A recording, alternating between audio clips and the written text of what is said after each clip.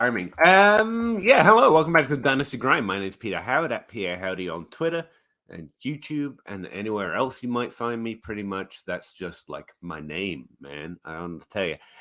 We talk about Dynasty every Wednesday night from 9:30 till when most of us go to bed. So really, drop any questions or comments you have about Dynasty or fantasy football in general, or life, I guess, but we'll probably skip those in the comments box of whatever streaming platform you're watching on. Or if actually I got a DM about this the other day. If you could only watch after the fact, just DM me questions or ask them on the YouTube video and I'll bring them up on the show if that is something you're interested in. We're interested in talking to anyone at any time about Dynasty and fantasy football. So any way you can communicate with us is just fine by me. Week 16. You know if you're in the playoffs or not. No, wait, you probably know a lot more than if you're in the playoffs. You probably know if you're in the semifinals by now. I have been tanking in most of my leagues, so I'm kind of done. I'm ready for rookie season. I've been staring at 2 Dynasty articles that I got to write this week, finish one. Mostly wondering if Christian Kirk or Zay Jones are good now, or if this is just a reflection that Trevor Lawrence is the prospect we thought he was when he entered the league. I think I'm falling onto the second answer there. Anyway, enough vamping. Let's go talk to Dynasty, what's his name? Russ Fisher, Dynasty Outhouse from the Trade Addicts podcast, and Zach Reed from the Dynasty Dummies podcast about some Dynasty. Thanks for joining us, and let's get to it. I did not plan to hit the button in time, so there's this awkward pause.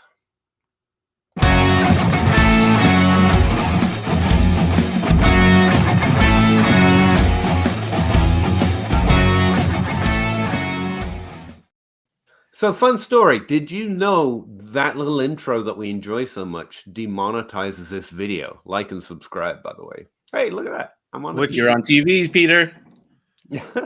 So, wait, what? What demonetizes the...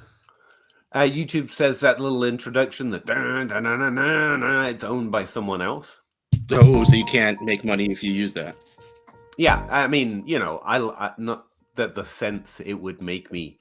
actually, they're pretty important to me. I live on cents. But, it is. I asked Addison about it. He's the one who made it. And apparently we're appealing it. But I thought that was a little nasty of YouTube. That's a fun little introduction. Why are you gonna hurt us that way? It's really weird being behind that particular section. I've never been there before, and there's all these weird menus that tell me things. It's weird. It's almost like being a giant evil corporation is evil and corporate.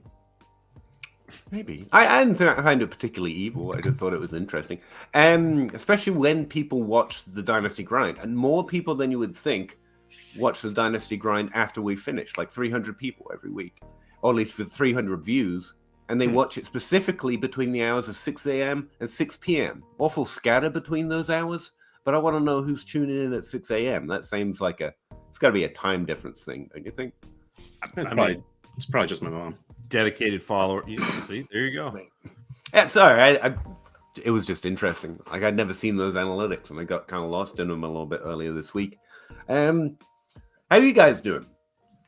I have had so much of this below conversation, and I still want to keep talking about it, even though everyone has pretty much told me to shut up about it at this point. And Bob asks this because we have a group text of me, him, and John Bosch, and clearly the three of us are all for there being no trade deadline, and we just keep screenshotting people giving really, really, really bad arguments and then getting really, really upset about it whenever. Yeah. I absolutely think you should play in whatever league that you want to. We've said that before. But yeah, I think honestly all the arguments for it are stupid. It just means it's at least 6 teams just log off. The things you could do with Isaiah Pacheco or Jerick McKinnon right now alone justify having no trade deadline. That's... Yes, 1,000%. And that's honestly what taught me the lesson. Melvin Gordon getting hurt and me stuck with this no-name Austin Eckler on my team that I wanted to move for a second because it was playoff time and I couldn't. But I'm not going to get into the entire argument unless we actually want to go there. But Actually, the thing I have always found insanely interesting is we will argue that there should not be a deadline. Mm. People on the other side don't argue there should be a deadline. They argue there shouldn't be no deadline. Their argument is always bad things happen when there's no deadline. There is no argument for this is why a deadline is good. So I play in both types. So Russ, the leagues that I play in that you commission obviously have no deadline. The leagues that I play in that Kyle commissions have deadlines because he's staunchly on the. It doesn't matter to me one way or the other because I can morph my strategy to. But I do like for the deadline. I do think it creates this interesting flurry of activity right at the deadline, and I think that's fun. Like we do, although we haven't done it in a while, but we have done like trade day. Mm-hmm. So like before, and this is a home league, so like we can all get together. Although now we don't, but like we used to do a day where we would get together, and you would just like it would be like draft day. Except for this was trade day. And so you'd go and do this day where you would, make moves and hang out and every now and then, a couple of guys would go off into the studio room and they'd come back out and be like, okay, well, this is what we did. Then people are like, oh shoot, well, we got to do this. And, and so like that part of it to me is fun. Also, not having a trade deadline is fun, although I'm a little irked at the offers I'm receiving for Travis Kelce on my team that just got knocked out of the playoffs. Not just by you, Russ. Not just by you. I don't think it wasn't I bad. will give you a single first. Do it. No. Russ offered me like it was not a bad trade, but it takes my team completely out of contention next year. No. Yes, I would say I thought it was better than that. Travis Kelce is such an advantage. Oh well, yeah. But I remember Juju was part of it. That's all I can remember. It was Juju and Christian Kirk, they're both fine. They're not bad players. But Travis Kelce outscored like. Was there nothing more than that? That was it. Then I must have missed something. Like I really attack on me. Which again, that's low. I get that's low. But it's not like it just like and I've received like 3 or 4 offers for him, and I'm like, that's not gonna. And I even received an offer that had Mark Andrews in the offer, which is nice. I can't sell Mark Andrews for the life of me. But it was Mark Andrews and Mixon, which is I'm like that's a fair offer, but Joe Mixon doesn't do me much good. You don't do anybody much good right now. And like who knows next year? And like I don't need another aging running back. What's up, Pete? Yeah. I'm just wondering at this time of year, like I actually prefer the argument there should be no deadline or there should be a single day. It should be the exact opposite. Just hearing you talk, Zach, I was like, that's the opposite argument. Have it be one day, which encourages trading specifically. Like you have to get a trade done right here. Instead of having a deadline, have a day. Well, but the completely opposite way. The day that's is part actually of interesting. The day is part of the deadline. So, like, you have the deadline, but we also had the trade day, which was before the deadline. That I'm saying, like, I would be more interested in that argument than I either think there should be no deadline or it should be the ultra opposite. Like, you can only trade on this day or in this week. So, like excessive of trading. Because both are trying to encourage more potential for trading, right? If you have a specific time window, then everyone has to suck it up and get something. Oh, they're not going to get it done. That's a fantastic. I like that idea. So many people ask, like, how do you create activity in a league? Hunger Games, one day a month. That's all you can trade. The cornucopia. You have to run. And so many trades I have walked away from, or other people have walked away from, and I know the thought is, I'll think about it because you're not ready to do it. But like, if you have to decide, I think that's more interesing than when it should be. And for me, have none or have. I don't like the idea of an earlier than your playoffs trade deadline either, because I think you're just you're basically increasing variance. Like because there's more chance for injury and less chance to recoup and It's like overcome drafting that before the injury. NFL draft. Who But wants like, to take a like shot? I understand people that like want a trade deadline at the play. Like, I get that. I like, and again, I'm not hardcore one way or the other. I enjoy playing both types of leagues, and I approach them differently. Well, yeah, like that's the thing. You always play for the league you're in. It's silly to ignore the rules you're in, but it's also okay to have a preference. And I will always, well, not start this conversation because I get pretty excited and I just jump in, but I'll stop myself after a couple of sentences and be like, okay, important thing here is you do what you like. You do what makes you happy. This is a game. It's supposed to be fun. That's the point. Unless you play 2 tight ends. That's wrong and you should be ashamed of yourself. But I mean, if you do have a deadline, I can't understand the reasoning for having it earlier than the kickoff of playoffs. And again, this is for Dynasty because this is a Dynasty show. Redraft, it needs to be earlier. I get it. That's fine. But I have yet to have it's funny, I came up with the only argument for a trade deadline, and it's not a good one.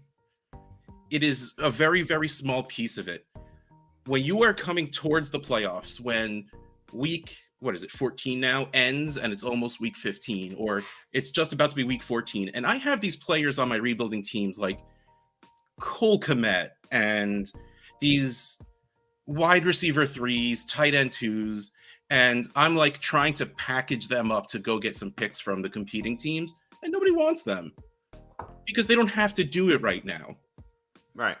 So that's what I mean. I think that's my one reason to have one. It would be to ultra trade deadline it, and because I think the only reason to have a policy around trades is one, to cheating, which is actually I think a much smaller problem than as many rules as we have around it, than people let on, or two, to encourage it or make it more possible or more better for the league to encourage value switches from one roster to the other. So I think you should have none, or you should have a single deck, because I think a trade deadline, an exacting one, could encourage trading. Like, that's the only reason I can come up with. The other question I wanted to throw out to you guys, because I've not done anecdotally, I think if you're trading right now for running backs, you're more likely to be overpaying long term for a player who has more viability than a wide receiver. Like, I'm more likely to believe Pacheco or McKinnon can score points next year than Chris Moore or Zay Jones. I mean, that's super player specific, but it comes with the fact that you have to pay something for those players, which in most worlds you wouldn't. Which is also a good part about not having a deadline, is those players become worth something. Like what was it? I think Zach brought it up. Like Jerick McKinnon right now. Yeah. Literally, you should not be able to trade him, but he's the RB3 in the past 4 weeks. Like. No, I was just throwing it out as a hypothetical. I think running backs are actually the running backs who are unexpectedly, should we say, scoring points right now are more likely to have future viability than we give them credit for than the wide receivers. Too many wide receivers have short playoff spurts, I feel like, and then I think running backs always do. I mean, Derrick Henry was the king of it for his first 3 years of actual production, not when he was stuck behind DeMarco, but he spent 2 straight years, and I got burned every time, of him doing really well in November, December, because let's face it, he's gigantic and huge and no one wants to try and tackle him in the cold. Yeah. And then I'd be like, this is it. This is his season. I'm going to get so many shares. And then he did absolutely nothing until next November, December. David Montgomery did it. Like, so many running backs just do really well at the end of the year. AJ Dillon's probably about to do it as well. Yeah, and again, the names you're mentioning, I just think like we've had more utility outside of afterwards. Like Derrick Henry's been pretty good after that, whereas the wide receivers I can think of, I mean, it's just anecdotal, but like I can't name a wide receiver who went off during the playoffs, so you trade for him for the playoffs, and then continue to be Derrick Henry or David Montgomery even. I mean, you're actually right. Like what you're trying to think about, but it's just like even in the NFL playoffs, like wide receivers that pop out of nowhere really don't. And it's funny that you say Chris Moore, because when he was on the Seahawks, but he did really, really well in the playoffs. Okay, fair enough. A couple of years, I can't even remember when it was. And we're like, all right, this is the big guy now. This is the replacement. And of course, DK Metcalf. I didn't even remember that. That's awesome. Yeah. Okay. And yeah, there was a couple of big dudes on Seattle every single year that would even do it in the Super Bowl. Was it Chris Matthews? I think was the guy's name. Caught like 5-6 passes and like contested catches in the Super Bowl, and we're like, all right, cool. He's going to be the new wide receiver. Oh wait, what? He's not on the team anymore. Okay. All I know is that I'm really glad that I have my Tim Hightower shares, who won me back-to-back championships because he played 3 games in 2016. Yep. Fair enough. All right, Bob, that's way too much conversation for you and your bait question. There you go. Gavin Grant, Bob, just to prevent owners from going all in, then losing and abruptly leaving. This isn't a rule problem. This is a people problem. This is the same thing with tanking. Bob says it next. Let them leave. That's the right answer. You don't want that person in your league anyway. Yeah. That has nothing to do with the rule. That is absolutely that person, and you want them gone. SU2, buddy. Sun God and the 2023 107 or Jamar Chase. Jamar Chase. Chase. Chase. I got caught up trying to say Sun God and Amon-Ra at the same time, and I don't know what was about to come out of my mouth. That's okay. It's Christmas. I'm really terrible. In Trade Addicts 3, he went for the 103. I thought that was just. I was happy about it because I'm like, okay, finally we're seeing his trade value maybe sneak up towards what his ADP is becoming. Yeah, and I honestly I don't mind that. Like, but also Bill is a Lions fan, so he completely admitted there was a little bit of homerism going. But like, he found a way to sneak up to the wide receiver 3 at one point, got hurt, and never really climbed that far again. But he's still scoring a lot. Russ, there's no reason to show that he'll slow down in the future. So he probably should be worth that much. What did I say to you about Jackson Smith and Jigba? That he was Amon-Ra St. Brown, but better. But we knew know he's coming. We knew it ahead of time. Yes, right. That's what he is. Like, he's Amon-Ra St. Brown, which is awesome. Yeah. But he's gonna go 103, 104, 105, 106. I mean, so he's gonna go somewhere in those top 6 picks. So, I mean, do you think? Well, if you get JSN at 107, do you think this trade looks better? Well, see, here's the thing. They will never reach the heights of Jamar Chase's value purely based on how they play football. Yeah.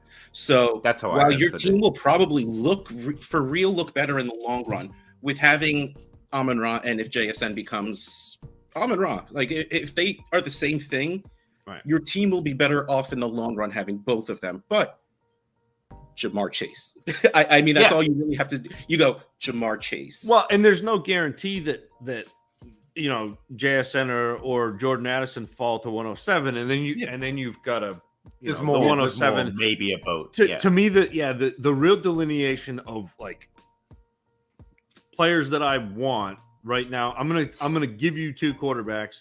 I don't know if they're 2 quarterbacks, but we'll say they're 2 quarterbacks. Everyone's telling me there's 2 quarterbacks right now. There are 2 top tier running backs to me, and there are 2 top tier wide receivers to me. So there's your 6. How many wide receivers have you gone through, by the way? We haven't talked about it lately. I've gone through 5.5. Okay.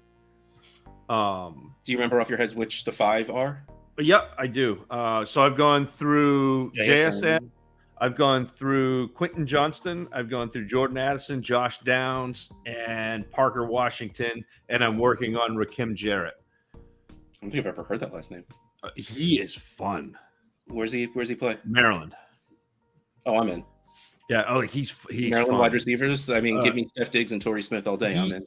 He is the first wide receiver I've watched that actively processes toe drag on the sideline. Like, you can see him go, oh yeah, I gotta get this foot down, even though you don't have to get that foot down in college. You know me, that's my jam. Yeah, so that he's got that toe drag swag, so it's fun. Yeah, I lost track of that conversation. I was watching a guy being told he's going to the Pro Bowl and getting all emotional and lefty on it. I saw that video before. I know, it's awesome. The way I thought about this one, if it helps anyone at all, is I default to I can get anything I want for Jamar Chase, whereas the 107, whoever I draft, and Sun God, it's more based on am I trading with the right owner? And that's why we always talk about they're worth this many draft picks, but that's not an exchange rate. Like, this is fair, probably in a value calculation, 2 firsts plus a first for Jamar Chase, 3 firsts, but they're not actual currency. Like, 2 seconds isn't worth 1 first. Amon-Ra on a 107 isn't worth a top-tier player because of that value difference to how many teams can you trade that to on average? And Jamar Chase trades to everyone at top rate. Yeah. Amon-Ra's got some variation. The 107's got some maybe in it. So, yeah, if that's any way of a better explanation. Mike Mitchell We've Wood. been here all night. I don't know what you're missing. Yeah, Mitchell, your phone is way slow. Has it started We've yet? been going My for phone 20 minutes already. Yeah, we're just naturally slow, Mitchell. Did you saw I put you in my latest YouTube video? I was like, I gotta clip the fellas in here. I've got Zach getting mad at me because I talked about Kyle Pitt. I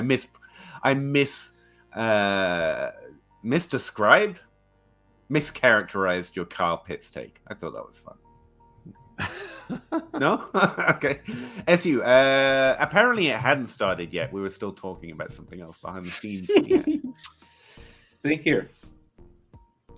They've already been paid next year. Okay, yeah, we've been paid the full amount. Lakers. Does it make any sense to trade the 107 somewhere in that range? Yes, 107 to 10 absolutely. for Andrews for next season. I am so angry with Mark Andrews right now, but the answer to this is absolutely still yes. Especially since you didn't say super flex anywhere, so 10 team, even non-super flex. I know that he didn't do very well for the past 6 weeks. It's the same thing as Kittle. It was the same thing as people being upset with Kittle for the first 7 weeks when he was hurt. Mark Andrews is hurt. He's playing through a shoulder and a knee. George Kittle is playing through they are still lost those his quarterback, guys. his supporting cast, and his knee. Let's give him a break. But I would say send the same offer to the Kelsey, the Pitts owner, and the Andrews owner, and see which one bites. And I think you're laughing either way. Yeah, I think all three. Yeah, the answer is trade at a absolutely vivid- yes. I'm just insanely bitter right now. That's fair, but you're wrong. It's fine. No, I still think you should do it, but I'm still angry. I mean, Russ, one of the teams that I got bounced on had both Andrews and Jonathan Taylor. So bitter me. I feel your bitterness. The one team I got bounced in. Okay, so here's everybody. Lakers with bitter, angry old boomers. There you go. Everybody's argument about. I'm a Gen Xer, Peter, not a boomer. I'm a millennial, but whatever. Boomer's a funnier word to say. I don't know. I'm in between. Carry on, Russ. So, man, my brain just froze. Everyone is afraid of people selling out. Oh, you're just going to buy the good players during the playoffs, and then you're just going to buy your victories. I paid for Devontae Adams and DeAndre Hopkins before the playoffs started. So even if there was a deadline, it would have been before it. And that is the one league I lost in. Would you do that trade if you already had Pitts and Dolchich? I would. And the answer is yes. Again, what you have doesn't affect what you should do. And yeah, it's weird, but yeah, you do it. Give you all the tight ends. Because you'll be able to make a move later at tight ends. It's a very good value move. Gavin agrees with Bob. Sorry, you're wrong, Gavin. Whatever it was. No, that was letting the guy leave. No, that's the right answer. Superflex. Terry McLaurin on a mid-23 second or Javante. I'm on the Javante side. And that's interesting one. I like Terry. I like the second. To pick Javante sides. I think this is Javante, but I do think McLaurin is an interesting buy. He is. Yeah, you're right. Yeah. And those seconds, actually, I was just talking to someone for the Dynasty Crossroads, and their thing was trade for 23 seconds. Might be somewhat underrated. Seconds. The good classes are not deep. talent-wise, they're deep in the top talent. That's what makes a good class. Seconds are seconds are seconds are seconds. There's Oh, gonna be a I crap agree. sheet. So I Kane do says think that in there's a like class, 10 good running backs in this class, so they'll spill into the second. I think the running backs. Yeah, but they're could not all push going to down have a some of the landing wide spot. receivers. They might now. Have you looked at the list of free agent running backs? Yeah, but these guys will be cheaper. Yeah, but Saquon is like the third best free agent running. Like this is a free agent class, man. That's fair. Yeah, he might not be the third best. He may be the best, but yeah, I was about to say. I mean, like McCaffrey's been re-signed already. Dalvin has been re-signed already. Oh no, I mean that's a year early. Chubb has been re-signed. He's been re-signed, right? I don't know. I'd have to look. Well, I'm taking the McLaurin side on this. So we could just move on. No, it's fine. I think if this was 2017 or if this is a 2017 level draft, seconds makes a big difference. I don't think so. I'm with Zach. I think it's going to be a great class. I don't expect to get Chris Godwin in the second round like we did in 2017. I don't think it's like the odds are against it. So I'll take Javonte with the upside of running back there. The interesting thing to me, like Javonte and Breece Hall, to me are like buying Saquon when he was injured with his knee injury. See, like I think Breece Hall trades for a lot more than this. But yeah, he probably does. But like the extent of Javonte's knee injury that scares me. That is a different thing. But again, Gavin, who do I sit? Not Higgins. T. Higgins, Monty. Are we sitting one of those? David Montgomery? Yeah. Yeah. ETN. I think that would be my answer. I get that Swift hasn't really done super much, but Jamal Williams has been doing less and less, which means if the running game is... I've kind of been sharing it more, right? Jamal Williams hasn't been doing much, in which case I think that leaves room for Swift to do a little bit more. Plus... I mean, they screwed up his touchdown this past week. They went to the wrong guy. No, they had a penalty. Like he scored a touchdown. They had a did penalty. He? Brought it back. I don't know who he was. Scored a touchdown. And then he had to run from the and then he had to run from the 5 and got just smoked. But he if you weren't watching the game, you know, like that doesn't.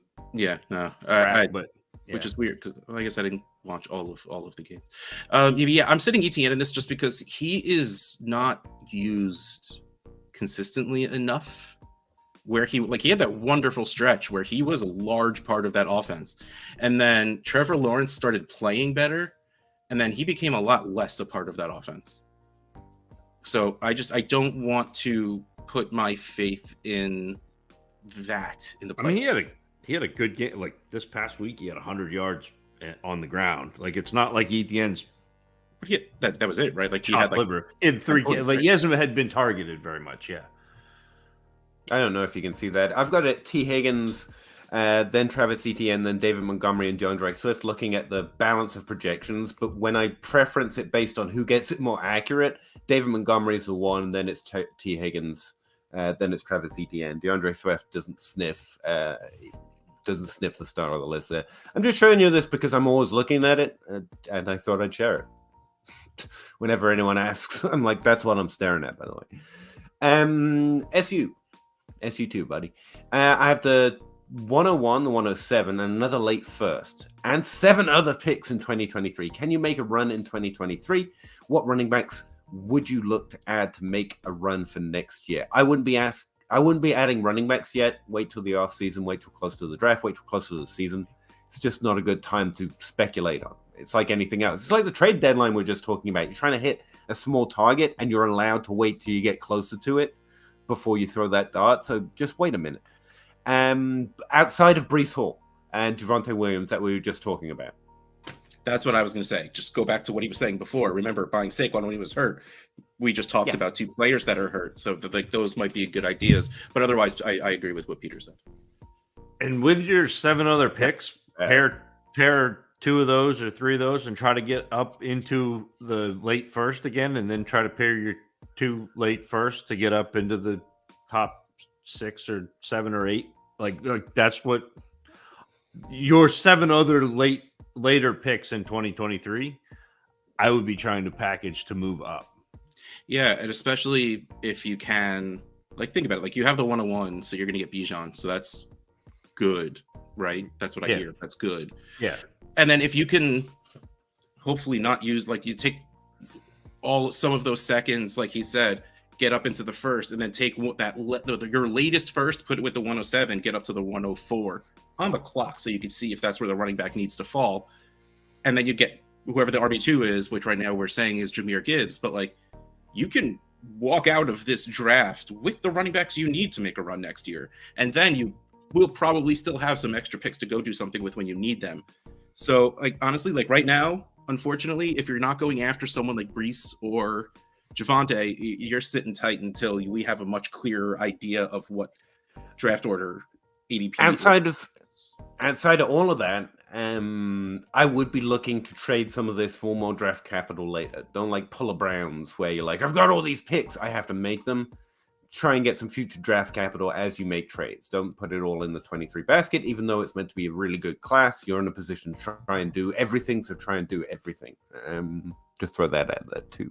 Mm-hmm. But take Bijan at 101, obviously.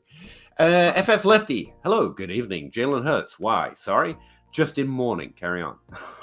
Yeah, that sucks. And he might play this week, actually. I don't know how comfortable everyone is at starting him, but I think right now, suggestion is he could play. If he starts, I play him. That's just... Yeah, right now he's projected to play. Yeah, that's where I would be as well. I've actually had an interesting conversation in Discord, as I always end up doing. I think... I don't know how to start this. I have Jalen Hurts above Justin Herbert and Joe Burrow, like significantly. I have those two ranked significantly low compared to average because I have Hurts and Lamar above them, which most don't. But like I'm really interested in trading into Burrow and Herbert because I think the sense seems to be the minute the points per game difference isn't there, and which can always happen because all these players are good, or hurt. Like everyone will say, well, of course Herbert and Burrow are better than Lamar and better than Hurts in Dynasty because feelings.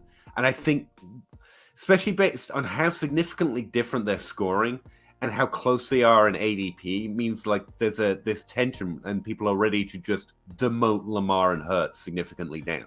Now, again, if you're competing, it doesn't matter. You just want those quarterbacks that are going to score you points.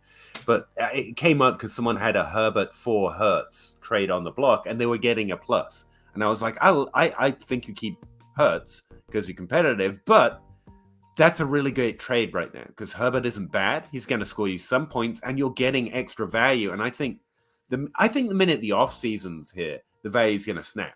It's going to be Hurts below Herbert. I tried to one of my leagues where I am rebuilding. The only 3 assets I have that are worth a darn besides draft picks, I have Tua, Herbert, and T. Higgins because I'm me. Mm-hmm. And the guy who has Hurts is first seed. He's been the one buying most players and all of this stuff. And he put it out there. He's like, look, I am willing to do something stupid. So send me something with a good quarterback. He's like, I'm willing to do something stupid for an elite quarterback. Like, I'm not going to trade Hurts for Andy Dalton. Like, let's. Mm-hmm. So like, I go to his team and I'm like, all right, I have Herbert and I am cool with taking Hurts. Let me see if I could do something. And I'm waiting now to see if Hurts doesn't play, I might just send it straight up and just take Hurts because I think Hurts is the value. I think Hurts is the right thing going forward. It depends on the people you're trading with. Yeah, for sure. It's interesting to me. There's a cognitive bias against running quarterbacks. Yes, there is. Yes, that's what I'm talking about. Yeah, there is this running quarterbacks get hurt. That is BS.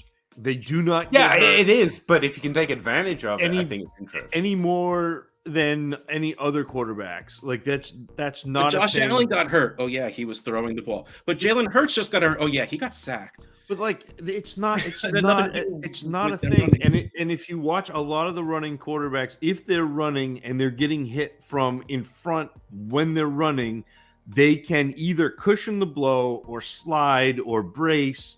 Like it's not a thing, but it's the same thing with the NFL still being biased toward running quarterbacks, even though the vast majority of successful quarterbacks are mobile.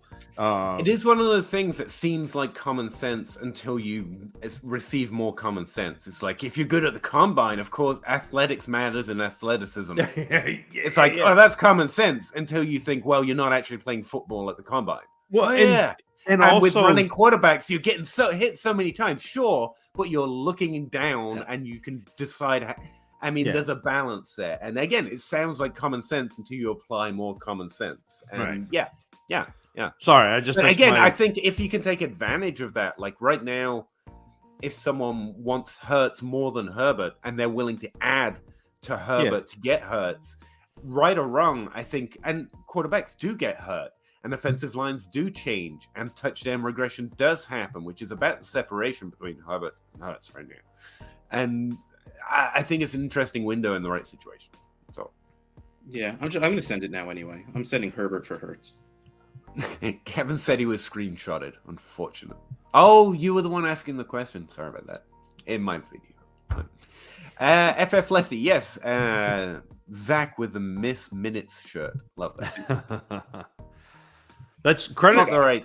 It's not here though. Credit Russ and the team over at FF Pod Shirts. Probably Bob had something to do with it, but I don't know. The FF Pod Shirts group with the Scott Fishbowl stuff. It's fantastic, and their shirts are all still up. I just bought 2 shirts because I'm headed to Disney, and I was like, I need a TVA and I need Tatooine. I was like, I'm there. I'm hip. I'm with it. So what's that website again? FF Pod Shirts, store envy, ffpodshirts.storeenvy.com. Every penny goes to Fantasy Cares. That's the one. That's the only reason I mentioned. Don't skip Clinton though. We got to go back to Clinton. Clinton and me have got a thing. We don't like it. No, I'm kidding. So pick 4, start 10, half point PPR. Pitts, Dobbins, Mike Williams, Kirk, ETN, Walker, Garrett Wilson. Needing to win this one to get into the ship after being the 101 last year. Awesome. Well, we decided ETN's in. Yeah, I put ETN. I think Pittman's got touchdown. I like Pittman as a start this week. Mike? Are we choosing 4th? Okay. If Mike White is back, Garrett Wilson is a surefire one of these 4. I think you sit Mike Williams just because, honestly, I think I sit start 4. How many do we have to sit? 1, 2, 3, 4, 5, 6, 7. All right. So I will say off the bat, I am sitting Mike Williams and Christian Kirk. Without even thinking about it, those 2 are the bottom of this for me. Christian Kirk has been backseated by Zay Jones, and not to mention they're playing. Whoever Sauce Gardner feels like being close to isn't catching the ball. So yeah, those 2 are definitely out for me. And then if it comes down to Pittman, Dobbins, ETN, Walker, and Garrett Wilson,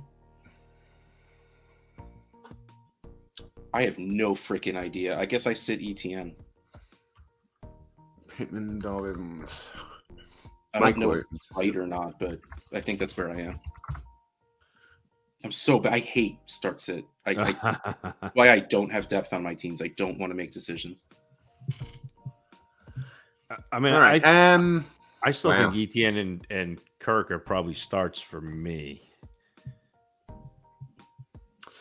4 for 4 loves Mike Williams this week, and you can see why. He's in a 46.5 game total against Indianapolis.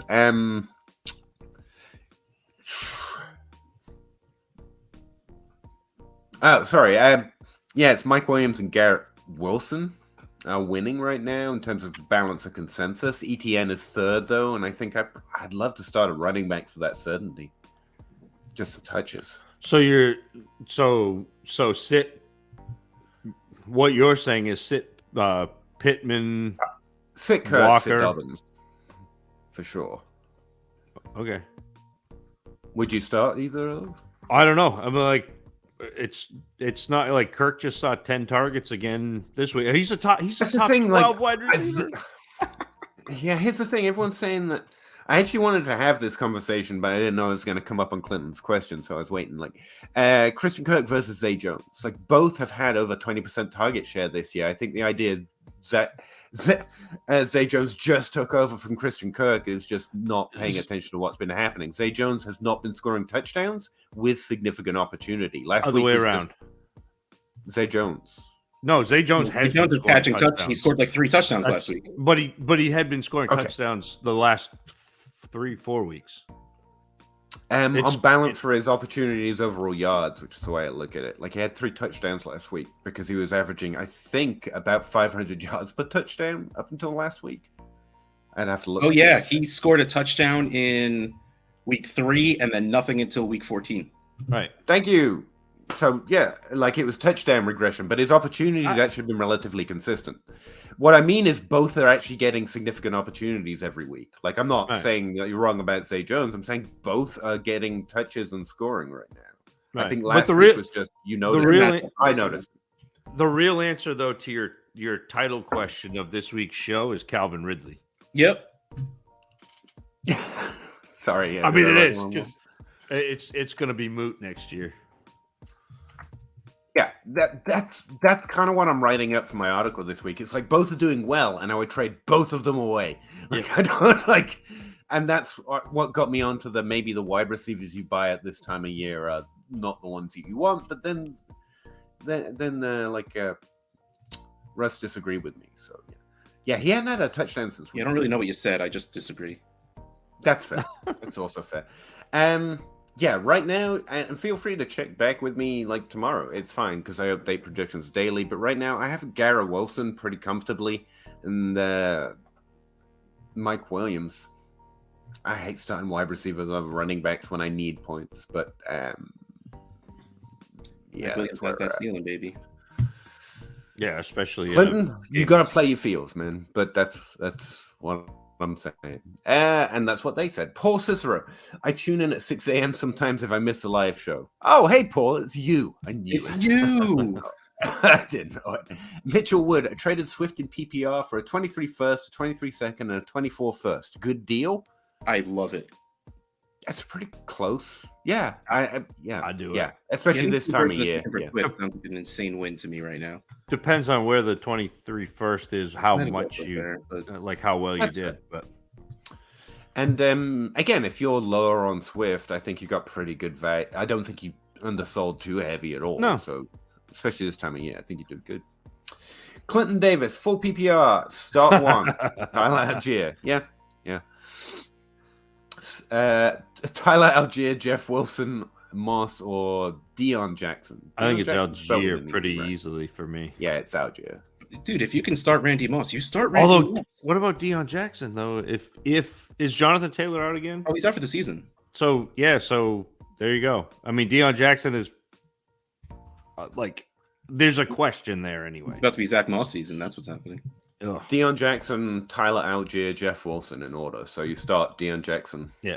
If you start one of them. Which is weird. I thought the answer would have been Tyler Algier, but it's not. Well, but taking over that whole and that's what Jackson did earlier in the season. Kind of had that entire role in Indy. So yeah.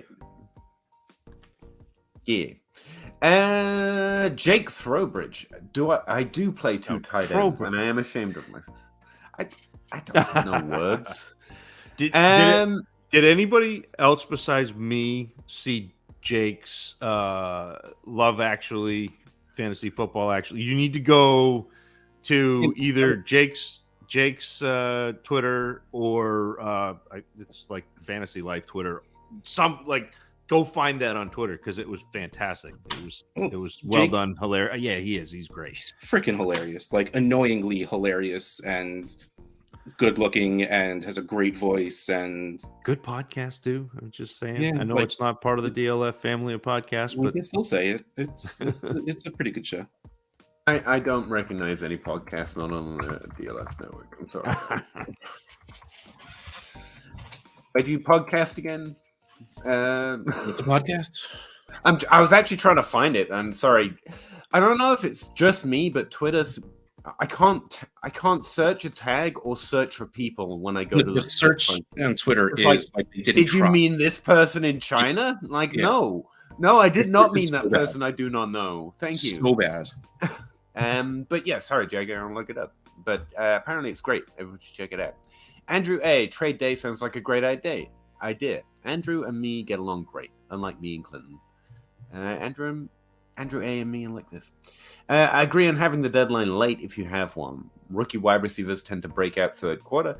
That's true, actually. Rookies do average more points per game the further into a season you get. And if rebuilding, you can identify the ASB and better value while liquidating. Yeah, I think rookies are probably the best argument for trading for wide receivers later. Todd Radmaker, what do you think of an idea of having a 1 week during the offseason where all of the trade negotiations are totally public and in the open? What does John Bosch always call it? Like table talk. Table talk, yep. I love that idea. Well, Yeah. okay, so I'm for it. when I was creating Trade Addicts League, the first one, I brought this up as an idea, like as the way to be, like, because I heard it once and it was just so intriguing, and I'm glad everyone hated it. But so Zach and I would go back and forth, and we make a deal. That deal is then posted on the message board. Then everyone has 24 hours to reach out to the two of us and offer something better than the other person is giving them. I mean, I think that's more or less what this is, because I don't think anybody wants to sit and listen to people negotiate. Well, that's a lie. It's like an outhouse challenge, but constantly and for everyone. Yeah. Like if you don't do something, this deal gets done. Everyone has said that this does not work. I would love to try it for a little bit. It's obnoxious. Because if you're John Bosch, it's no big deal, because John Bosch is, I send an offer, you either accept, you decline, we move on. I fucking work for that stuff, man. Like, every once in a while, it takes time, and then just to get like undercut at the last second, and yeah, they got a better deal, good for them. Should have gone fucking looking for it. Like, I mean, I don't know. I kind of like the living game nature of fantasy. It's like Monopoly. People are constantly bickering, but also openly trying to bend the rules with each other to make the game make more sense. And I like that part of Dynasty. And I like the idea of doing more things that will make people more mad, but also make people more willing to bet, like, oh, what can we do here to make this better? Like, it encourages communication, encourages talking, encourages deals, encourages making moves. And so, yeah, I kind of like the idea. Can I just get in this DM thread? I don't want to be in the league, but I want to just have notes on everybody's trade negotiations. Yeah, that's the thing. Think of all the notes you could make. How you doing, T? 12 teams, start 8, not in love with anyone after my 102 pick. I have the 104, 110 projected. Who or what should I go after? Quarterback, tight end, or set? What you have, whether you have a great quarterback or tight end, trade up for Bijan Robinson does not matter. Is what I was gonna say. To the trades that I would consider good or bad. In general, yeah, you're trying to get to the 101. Like, seriously, not in love with anyone after my 102 pick. I have the 104 and 110.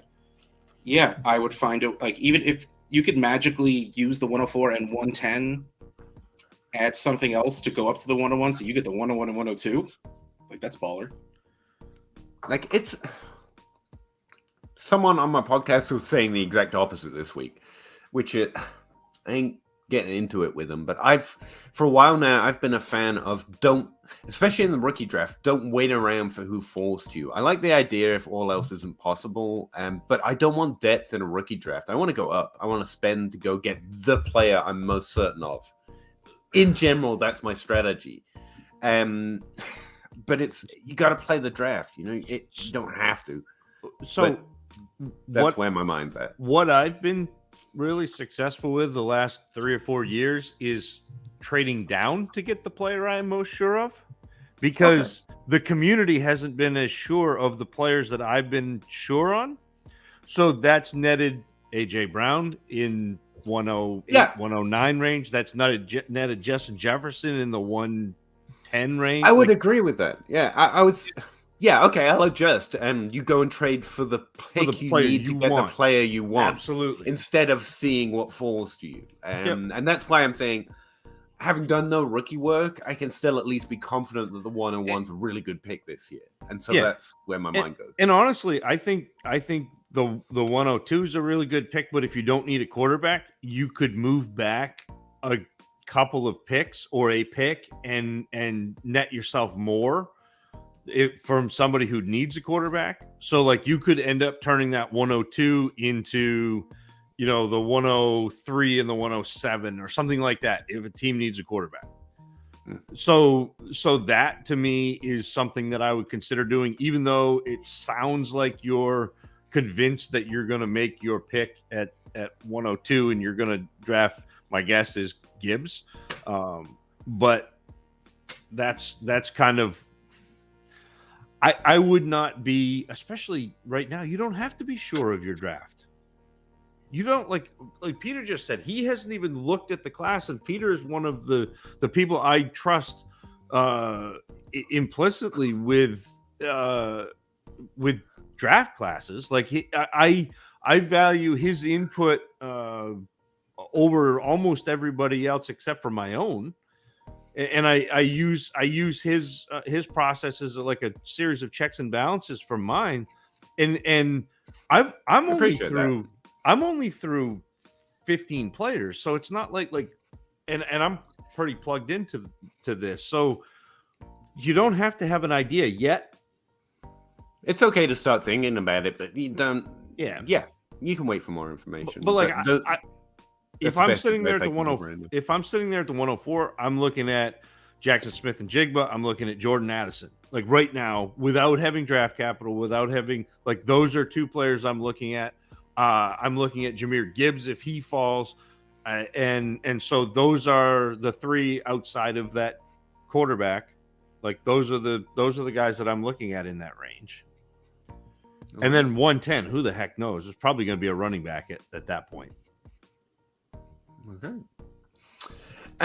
Baker Kid 2. Who is the better fantasy player the next 3 seasons? Interesting. Christian Watson or Jahan Dotson? I don't have a Watson. Of the two, I prefer to have Watson. Yep. Sure. I trust them too. But I'd trade, like, if I had Watson now and I could get somebody to bite on a first round pick for him, I'd be trading him. Yep. Yeah, I'd do that too. But of the two, Watson. And you missed your opportunity to do that with Dotson in the beginning of the season when he had, 2 touchdowns in the first game, and everyone was like, "Oh, we were all right about this guy." And it's like, okay, yeah, right. Brian Ricks, 10-team 1 QB. Would you trade the 101 and London for JJ? Justin Jefferson? Yes. Yeah.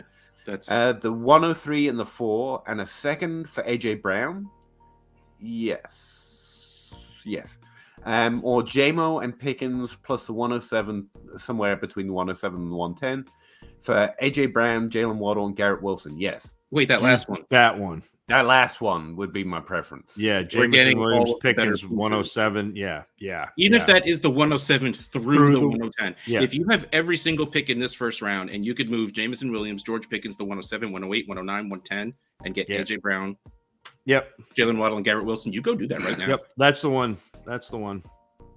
Like right now. Like right now. Close. I like all 3 of those trades, and that last one's hands down the best one. That was way earlier.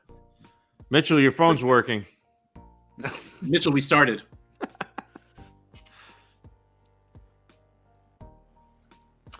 10-team 1 QB non-playoff. I have been shopping. Good for you.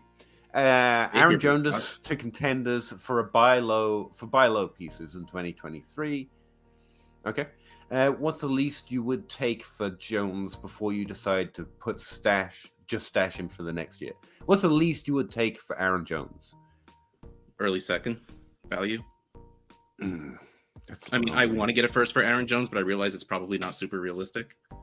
So if I can get someone that's a young wide receiver 2, give me Jerry Jeudy. I want a late first for Aaron Jones. By the way, Swear, Jerry man. Jeudy, like wide receiver 7 or 8 for the past 5 weeks.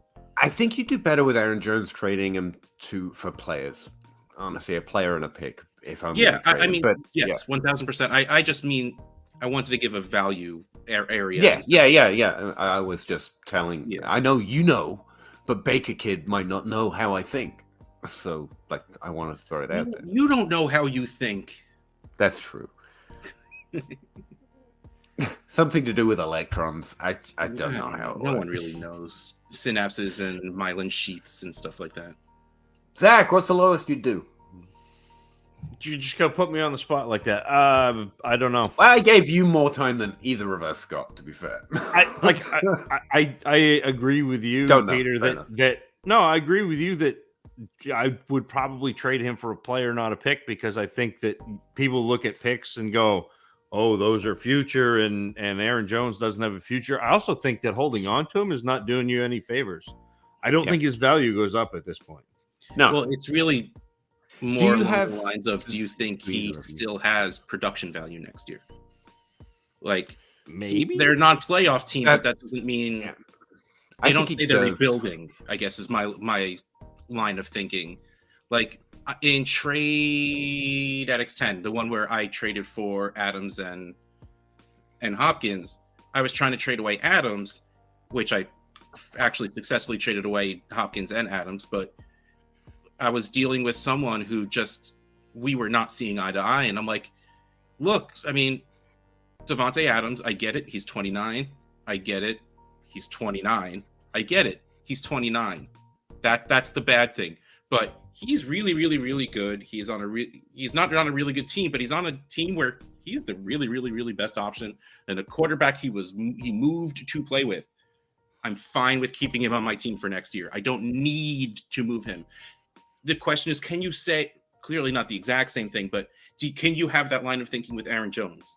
There's points value and there's dynasty value, and I think Aaron Jones still has points value left in the tank, which is why I'm more likely to target players with him, because I want to get rid of running backs right now. Does anyone have players? I know you aren't degenerates like me. You don't have lists and shit, but you just mentioned Terry McLaurin. He's at the wide receiver position, slightly older. Easily probably get a trade for Terry McLaurin going right now. The other names that occur to me is Donald Mooney. It's like wide receivers with lower value. Both of those guys are slightly older, and they don't have the spike in value if they do well. Maybe Jerry Jeudy's doing well right now. Rashad Bateman's probably too much. This is the Javonte Williams, Breece Hall all over again. Where if you can take Aaron Jones and pair a pick or pair a player and go do that. I'd even like Jameson Williams would be a nice guy to add somewhere in that range, because hasn't popped off yet, but people are going to be excited about him. I mean, I know he scored a touchdown, Ross. Are we? No. Are we worried that he has 4 targets in 3 games? I mean, look, I'm not overly optimistic. I'm overly optimistic someone else is going to be when he does something good. That's the one. And like Jameson Williams was the very bottom of my tier of players that I am interested in that last class. Like he was. Sorry. Go. No. I think people got so excited about the 1 year that he had at Alabama, and like watching him, I was like, I don't know. Like I didn't have the same vibes that a lot of other people got with Jameson Williams. No, like he is he's not going to steal targets from Amon-Ra St. Brown. Amon-Ra St. Brown is really I don't know good. if anyone is though at this point. No, they're not. Like that's the thing. Yeah. Yeah. So but, I asked because that connects to the Devontae Adams trade I was talking about, where I'm like, look, I'll just hold him. That's fine, because this person did actually value Adams less than I do and valued Jameson like way above what I do. And that's where things fell apart. So I was just curious about your thoughts on JMO. Now I'm going to go try and see if I could trade JMO, the one place I have. No, I need my just in case share. Stop trying to mess with me, Zach. I would never. Rondell Moore, you could almost get a plus with Aaron Jones. You can get you should. You could probably get Rondell Moore in a second. That's probably who I'm targeting outside of one of the other moves that was suggested. Aaron A. Trade Andrews for a 24 first round and draft Bowers from Georgia. Yeah, but like you need more than a 24 first to get the value away.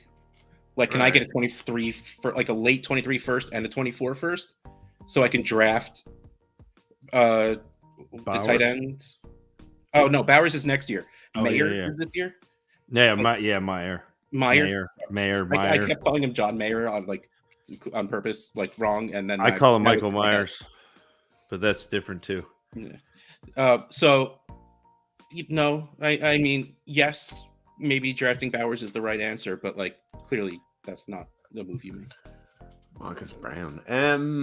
Oh yeah. Yeah, you're taking it. We have no idea of knowing where their pick's going to be, where Bowers is going to be drafted, or if he'll declare, although he should. And then you've got 2 years after he's drafted before we even know if we've got any good signal. So yeah, it's a little low for a player that can easily trade for twice that amount. But you can target that, but you can get more for Andrews. So get more for Andrews. Get that and something. Mitchell Wood, do we have any updates on John Mitchie? I traded 25th first for him and Calvin Ridley back in July. He's not a player I'm overly high on.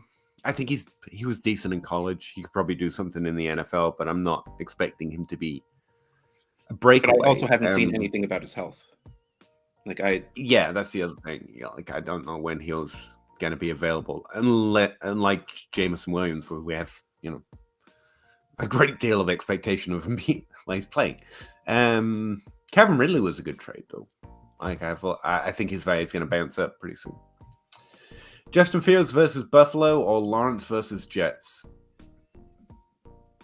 Justin Fields versus Buffalo. I'm pretty sure it's Justin Fields. Let me just fact check myself here. Well, see, the thing is, Lawrence has taken advantage of good matchups lately, or at least lived up to the last minute or the last quarter and a half.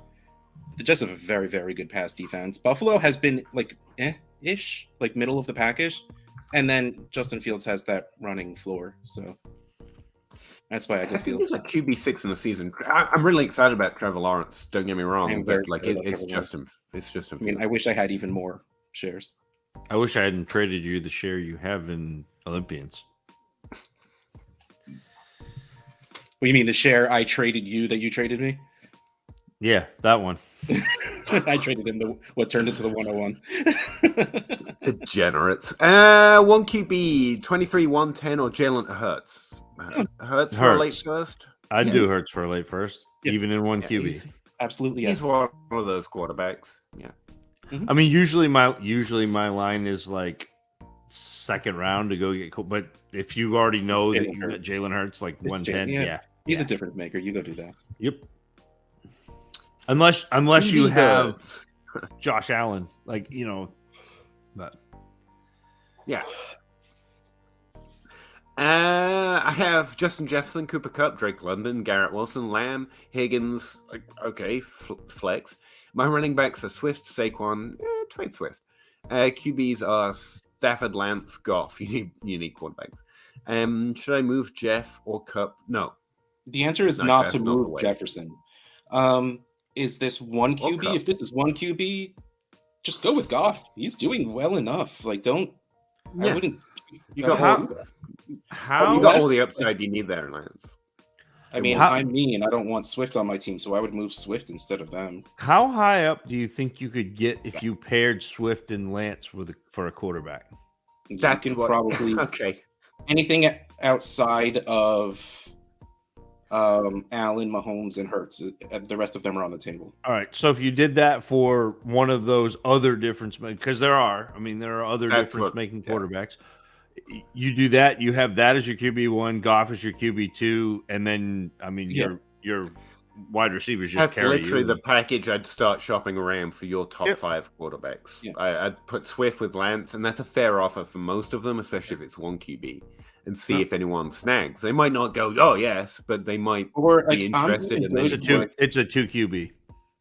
Oh, Jeez, yeah. Yeah, there's more because it's 2 QB start league. I have Lance, Stafford, Goff, Jefferson, Cup, Dotson, Higgins, Lamb, Saquon, Ingram, Dulcich, likely. Okay, yeah. So you do need to make a move for quarterback, Yep. especially because it's 2 QB specifically.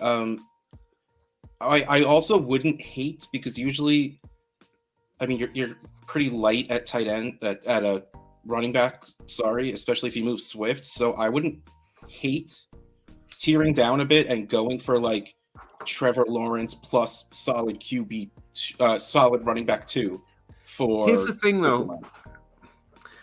He should be competitive, but he's not phrasing this as I need a quarterback for next week.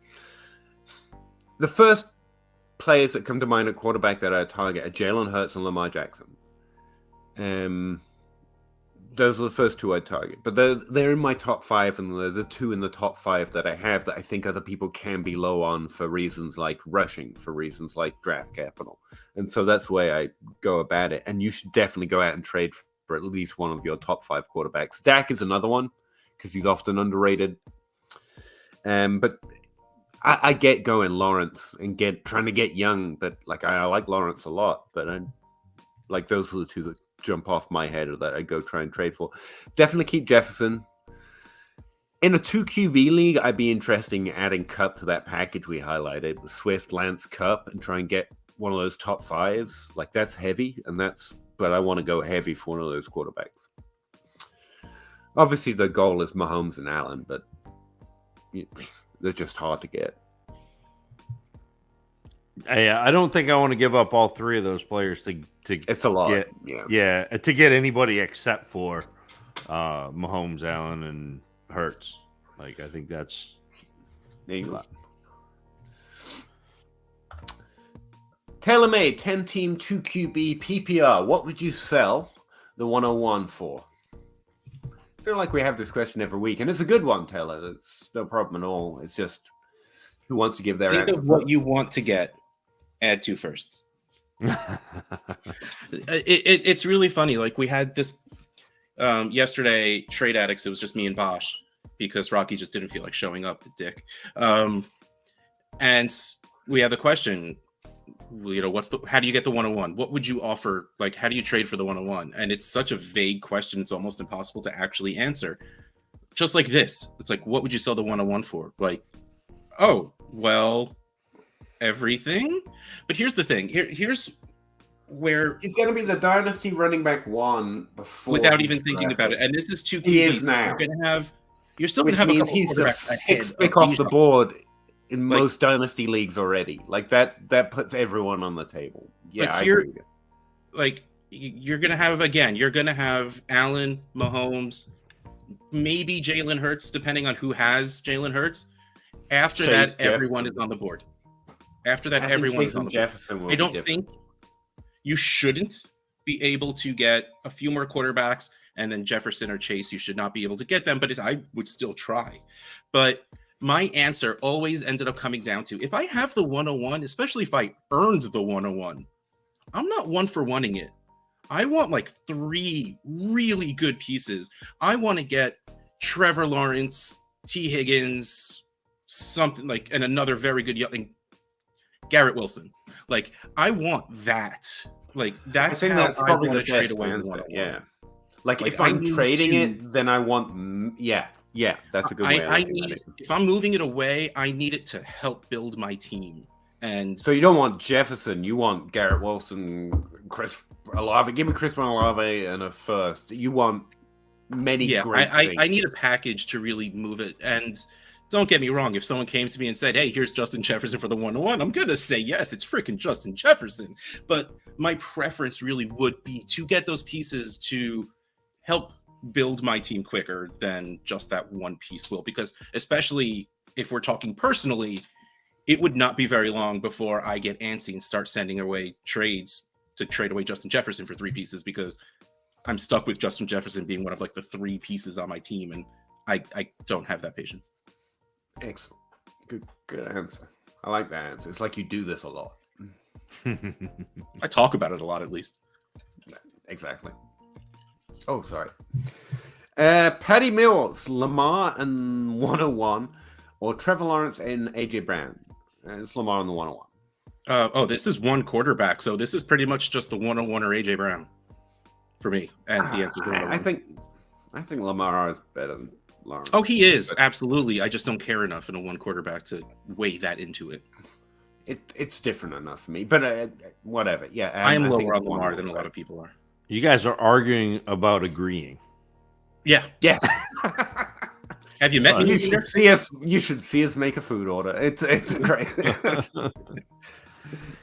No, we'll go to your favorite restaurant. Yeah, the 101 for me. I think he can do more with it to more people. And if I can't, I'll wait till he plays, and then you can. So yeah. I love AJ Brown, but yeah. Yeah, agreed. BB Birds. We just did. That's the same. Sorry. Yep. Andrew A. Right back. He's angry at how behind we are, so he just keeps asking. Do you think ETN fumbles could cost him? With a deeper running back class this year, the new regime could get their guy with a third or fourth round pick. Thinking of selling high. Thanks. I don't care. It's about what other people are willing to do. I think this is probably less likely, but it's possible. I don't think so, but it's possible. It's more. I don't think anyone else is gonna be reacting to ETN's fumble this way, which means I'm not dropping its value, but I am really interested in selling ETN for where he's currently valued. Yeah. So you get into the same conclusion for by a different direction. So I just thought I'd clarify. Peter's been doing the show with you and me, Zach, for long enough that he's actually starting to say smart things now. There you go. No, I was actually thinking on the Swift Lance package. Like before I said anything, you guys had already said what I was going to say, and I was like, I either need new friends or I need never to make any more friends ever. Like this is I like that. Like your hours, Peter. Yeah, like I'm done. I've max mental syncope here. Andrea, open trade negotiations hurt the seller. Yes, it is. It is not. It's not good. It's just interesting, and the uniqueness of it is fun. I don't want this, honestly, like in Dynasty Awesome Sauce that Zach's in, we do the NFL draft. We do the rookie draft before the strike that, reverse it. We do the rookie draft before the NFL draft because it's a fun idea. And I want one league where I do it. It's not something I want to do often. Like this thing isn't even something I want in one league. It's something I want to try once. Like I said, like this will be the trade day. Instead of having that one trade day per month, there's like one day a month where we have open negotiations, like something like weird like that. Like, no, it's like the Ad House Challenge. It's not good process at all, but it's fun. It's weird. It's interesting. And that's what the open talks is also. Clinton, Peter used to be my favorite, but now we got problems. Oh, man, I had one person that liked me, and I done ran it under the bus. You done ruined it. I appreciate it. I tell you what, weird experience. I didn't know this tab existed on Patreon. We're doing a lot of behind-the-scenes things that I discovered this week, but when people stop subscribing to Patreon, they do what's called an exit interview, and they can write a little comment, and I was reading them, and I had the exact same feeling. Like, everyone's talking. Yeah, I know, it was wild. About like everyone always tells me how toxic and nasty Twitter is, and I'm like, I'm doing something wrong because I mostly have insanely positive interactions. And I was reading through this, and there were a few mostly constructive criticisms, a few people that disagreed, a few that were a little hard to read, but the vast majority were overwhelmingly positive. You're great, I've got bills to pay, or you're great, but I don't do spreadsheets, or thank you. And I was like, these are wonderful. I need you to tell me where to feel better. People telling me why they were leaving left me with a sense of overwhelming, gratitude for the comments I'd chosen to leave. Yeah, I know they're awesome, and I know I'm doing something wrong. I can't find the toxic people in this community. I know they exist, but sorry, I just wanted to drop that out there. Sorry, Clinton, I didn't mean anything. Jonathan Jones, would you drop Kyron? For the Ernest, Deion Jackson, Jerome Ford, Kyron Williams for Deion Jackson. I mean, if Deion Jackson, if you're still in the playoffs, absolutely. Yeah. Okay. Maybe anyway. Yeah. This is important. Probably the guy I would do anyway because he's going to score some points. Yeah. So, yeah. Sorry, what? You find a I good only one? intended to give Dynasty Outhouse and Rocky Petrella a specific amount of money, and now I have. I got that one so many times. I just wanted to donate this much, and now I'm stopping it. Like that, I got so many of those. Like, I just wanted to give him Makes $1. me so I didn't want happy. to. So now I have. I'm going to stop it. And I was like, I appreciate you. That's fine. That's cool. Yep. I had some people, yeah, they were fun to read. They were like informative and overall positive, and I really enjoyed reading them actually. D Magoon, 10 team Superflex PPR. What would you guys add to Deshaun Watson to get Mahomes? Everything. He has the 101, the 102, the 104, and the 106. So he has some serious things that he could add that should get him there too. With The 0 running back, Watson is like, if you want to go strong, you start with that. Mhm. I would love to not do that. So I would try the 102 in Watson, see what happens. But the problem you are going to have in every trade offer you send is you are going to get a counter with the 101 every single time. That is the biggest pain in the ass of having the 101, especially when you have the 102 also. You're going to have to get it into people's head. Like, look, if I'm moving I can move the 101, but it's going to have to be for something like insane, something different. But you can probably, the 102, if you want to just, hold on. If you wanted to include Watson in the 102 is a very strong offer. I also wouldn't blink at adding the 106 to it. I was going to say, what if you sent Watson the 4 and the 6? That gives you more room. I don't know if that gives you more room to do different offers. The reason that's a really, like, you're giving them too early first. That might excite them. Do you think? I don't. Well, I was going to say I don't see the difference, but I do see the difference because the 102 is probably a quarterback. Which is why I think the 102 will need to be sent, because while they are still getting Watson, they can also walk out with Stroud or Young, and it just makes you feel better in the end, especially if they're not a Watson person, because you could do whatever you want and you still have that ability to draft a quarterback. That's where I think that would be the good first offer. I'd start there. Yeah, I mean, that's not bad. Real Misfit Toys. What side are you on? 12-team PPR Superflex start 9. McKinnon and Amari Rodgers, or Deluch and Brian Robinson? Well, I mean, Deluch. The answer for the real world is Dulcich and Brian Robinson. If you want to win in the playoffs, you just go get McKinnon. If you're starting a roster next week, get McKinnon. Like, I would do... Actually, that's a lot for McKinnon. Like, I just traded... Like a second, probably? Donovan Peoples-Jones. Straight up for McKinnon to a team that wasn't in the playoffs. I traded... Shit. That's less than a second. Like, really, honestly, you still even though McKinnon's doing what he's doing, you shouldn't be paying all that much more than a third. I think a second is fine. Dolchitz is probably a second. I don't care about sending Brian Robinson as a thing, but like, yeah, it's probably a lot. A second. I don't want Amari Rodgers without hesitation. Drop Amari Rodgers and offer him Brian Robinson, I guess. It's a little too hot, but I don't mind it because if I'm starting if I want to start McKinnon next week, if you don't care about Dulcich or Brian Robinson, then yeah, man, go for it. I care about Dolchich as a thing. Like, I don't want to do it. Like, if he has Kelsey and Andrews on his team, and then Dulcich is a little expendable, which again, we always say what you have doesn't affect the value of the trade, but it may make you more likely, especially at this level, to be willing to just say whatever. I'd back up, simplify, just send a second. That's a really good strong offer for McKinnon and fair. If you don't have a second, I get it. So yeah, hopefully those thoughts help. I mean, I have to assume they want Amari Rodgers, and that's why this is happening. But I don't know why you want Amari. I don't know why else you put Amari Rodgers in a trade. I don't know. I no idea why, but it's your team. You can sneak it in. He looks like Aaron Rodgers when you first. It's A. Rodgers, trade. like back in before Sleeper added first names. 10-team through flex PPR rebuild, trying to get Herbert from the team that just lost.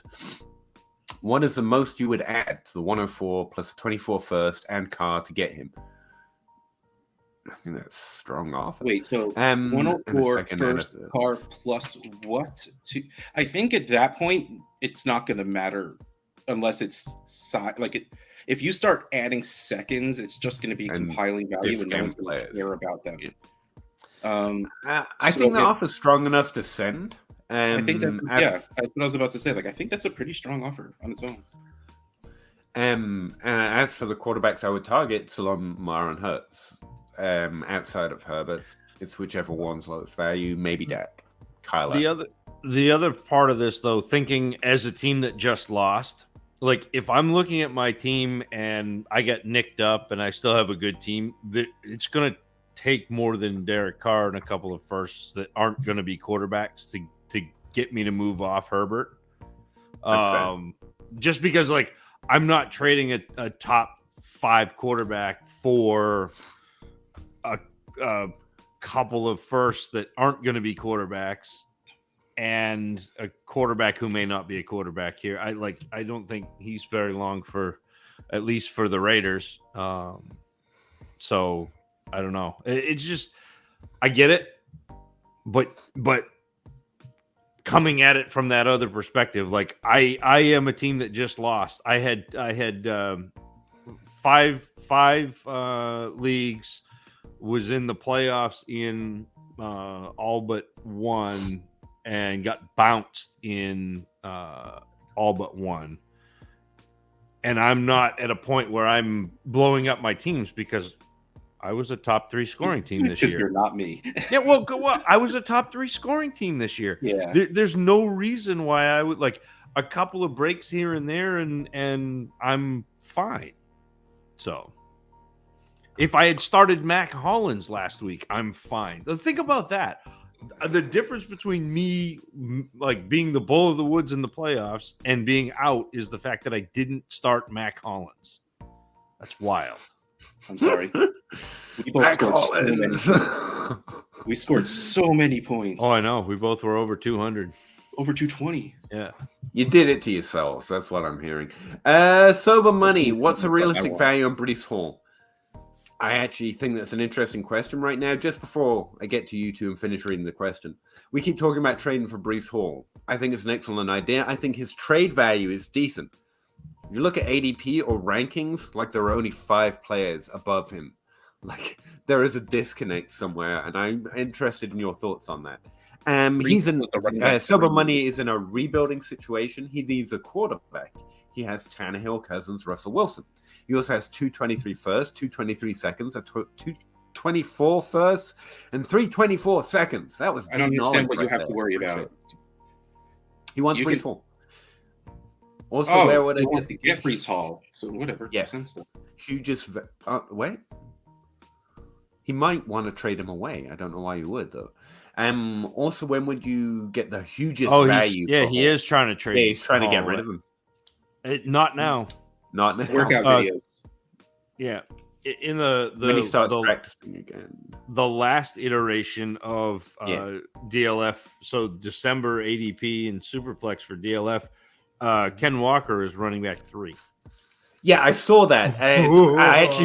I actually flicked over to rankings as soon as I saw that. I was like, nope, ADP's lost its mind. And Breece Hall is valued over Walker right now. No, vice versa. Yeah, workout videos is probably the easiest line. Like, you'll probably get the next Breece Hall value window when that first video of him. It's an ETN thing this offseason. However, here's the thing. I like Hall. I think he's actually going to be worth it. So, yeah, probably just Hall.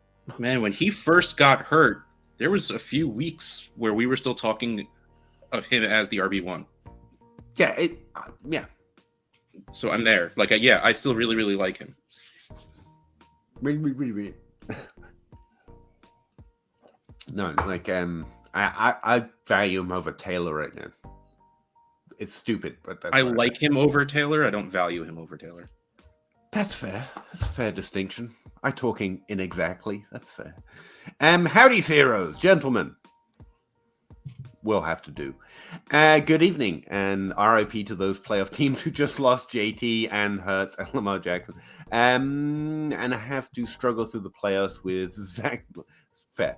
Mr. Moss, right? I think he's talking about that, and Dante Foreman. I thought that was just a shot at my team in the DFPN league. I thought I was Zach Miss, and Zach and I Mix. had Foreman and JT, and neither of them did anything. That's fair. That was good. B-Birds. BB Birds. Apologize. I just got bounced out the first round. Welcome. Oh. I 1/10 know what it feels like. There's chips and dip in the back. Find yourself a seat. I was told there'd be pine punch. Does your league have a trade deadline? You might want to join our bandwagon of no trade deadlines at this point in the league. But yeah, appreciate it. Sober money. I'm in a Superflex 12-team PPR league, by the way. That's the way you go. That's my favorite kind of flavor, to be honest, if I've got one. Sames. Yeah. Samesies. Timothy Isaac, Minshew or Darnold for higher ceiling play this week, I'm assuming. Minshew. I don't think there's a ceiling on Darnold. He's got a beard now. Gardner Minshew is probably higher projected than you would think. And Sam Darnold. I just want to run back the Savage Gardner. The Gardner Minshew, I don't know if you're a QB2, but who I die to find out. I'm ready for that. Not that song exists. That's gonna be some Minshew in all situations of those two. Randy Wyatt, what's up, fellas? Keep up the good work. So I'm in my main Dynasty league. I was the number 2 scorer the first week of the playoffs. I know what's coming. I just so happened to play the number 1 scorer. Yeah, there you go. Gotta love fantasy, right? It's awesome. I'm glad we've put so much work into this. My bad. I deleted my other message, but they still showed up on your stream. I wasn't. No, you're good. We also just don't care. The more messages you put out there, the more special we feel. We like it. It's fine. Like otherwise, we're just a couple of old guys putting all this work into this happening to us every damn. Yeah. So yeah, I appreciate it a lot. Firefox 101 or Garrett Wilson and the 109. I think that's not enough. The 101. The 101, but I offered. Yeah. I was willing to give away the 103 for. Oh, what was it? It was like the 107 in Garrett Wilson, and I thought I was being. I thought that was a very fair trade. So the 109 in Garrett Wilson is nowhere near the 101. I think I would rather have the 10. Would you say the 107 in Garrett Wilson? I'd rather have that than the 103. But the way we talked about this last week, and yes, I was asking heavy because the guy needed a quarterback. The 103 is going to be a quarterback pick, and I tried to explain to him why I was asking for a lot, but they just don't seem to care. Trade comments just never go well. That's why we should have open negotiation. No, open negotiation. Brian Ricks. It was JMO or Pickens plus the 107 to 110. For range. Either AJ. Like I said, if that is for any one of them, go do that. No, just for one of them. So can you do? Can you do? 107 through 110 for Brown Waddle or Garrett Wilson. I'd still do that. So it's pick your poison. Amo or Pickens plus one of those picks. I think it's I think it's J-Mo 3 picks. or Pickens and a pick. So one of those players and that pick for AJ Brown and Waddle or AJ Brown and Garrett Wilson. No, one of the 3 of them. Right. Those are commas. There's even an Oxford comma. There is an Oxford car sitting right there. And there should be. There should always be. I agree. Like I got a creative writing degree. I'm an Oxford comma and an M- fan. I mean, it saves a lot of grandma's lives. I'm just saying, we should eat grandma. I would give up. Yes, the answer. If that is one pick, that is either the 107, 108, 109, 110. Like it's a playoff first. So if it is picking plus a first for any of them, I would honestly probably do it. Well, definitely Waddle and AJ Brown. Garrett Wilson, I'd probably still do it. If it is all of those picks, I do it for AJ Brown and Waddle. I don't do it for Wilson.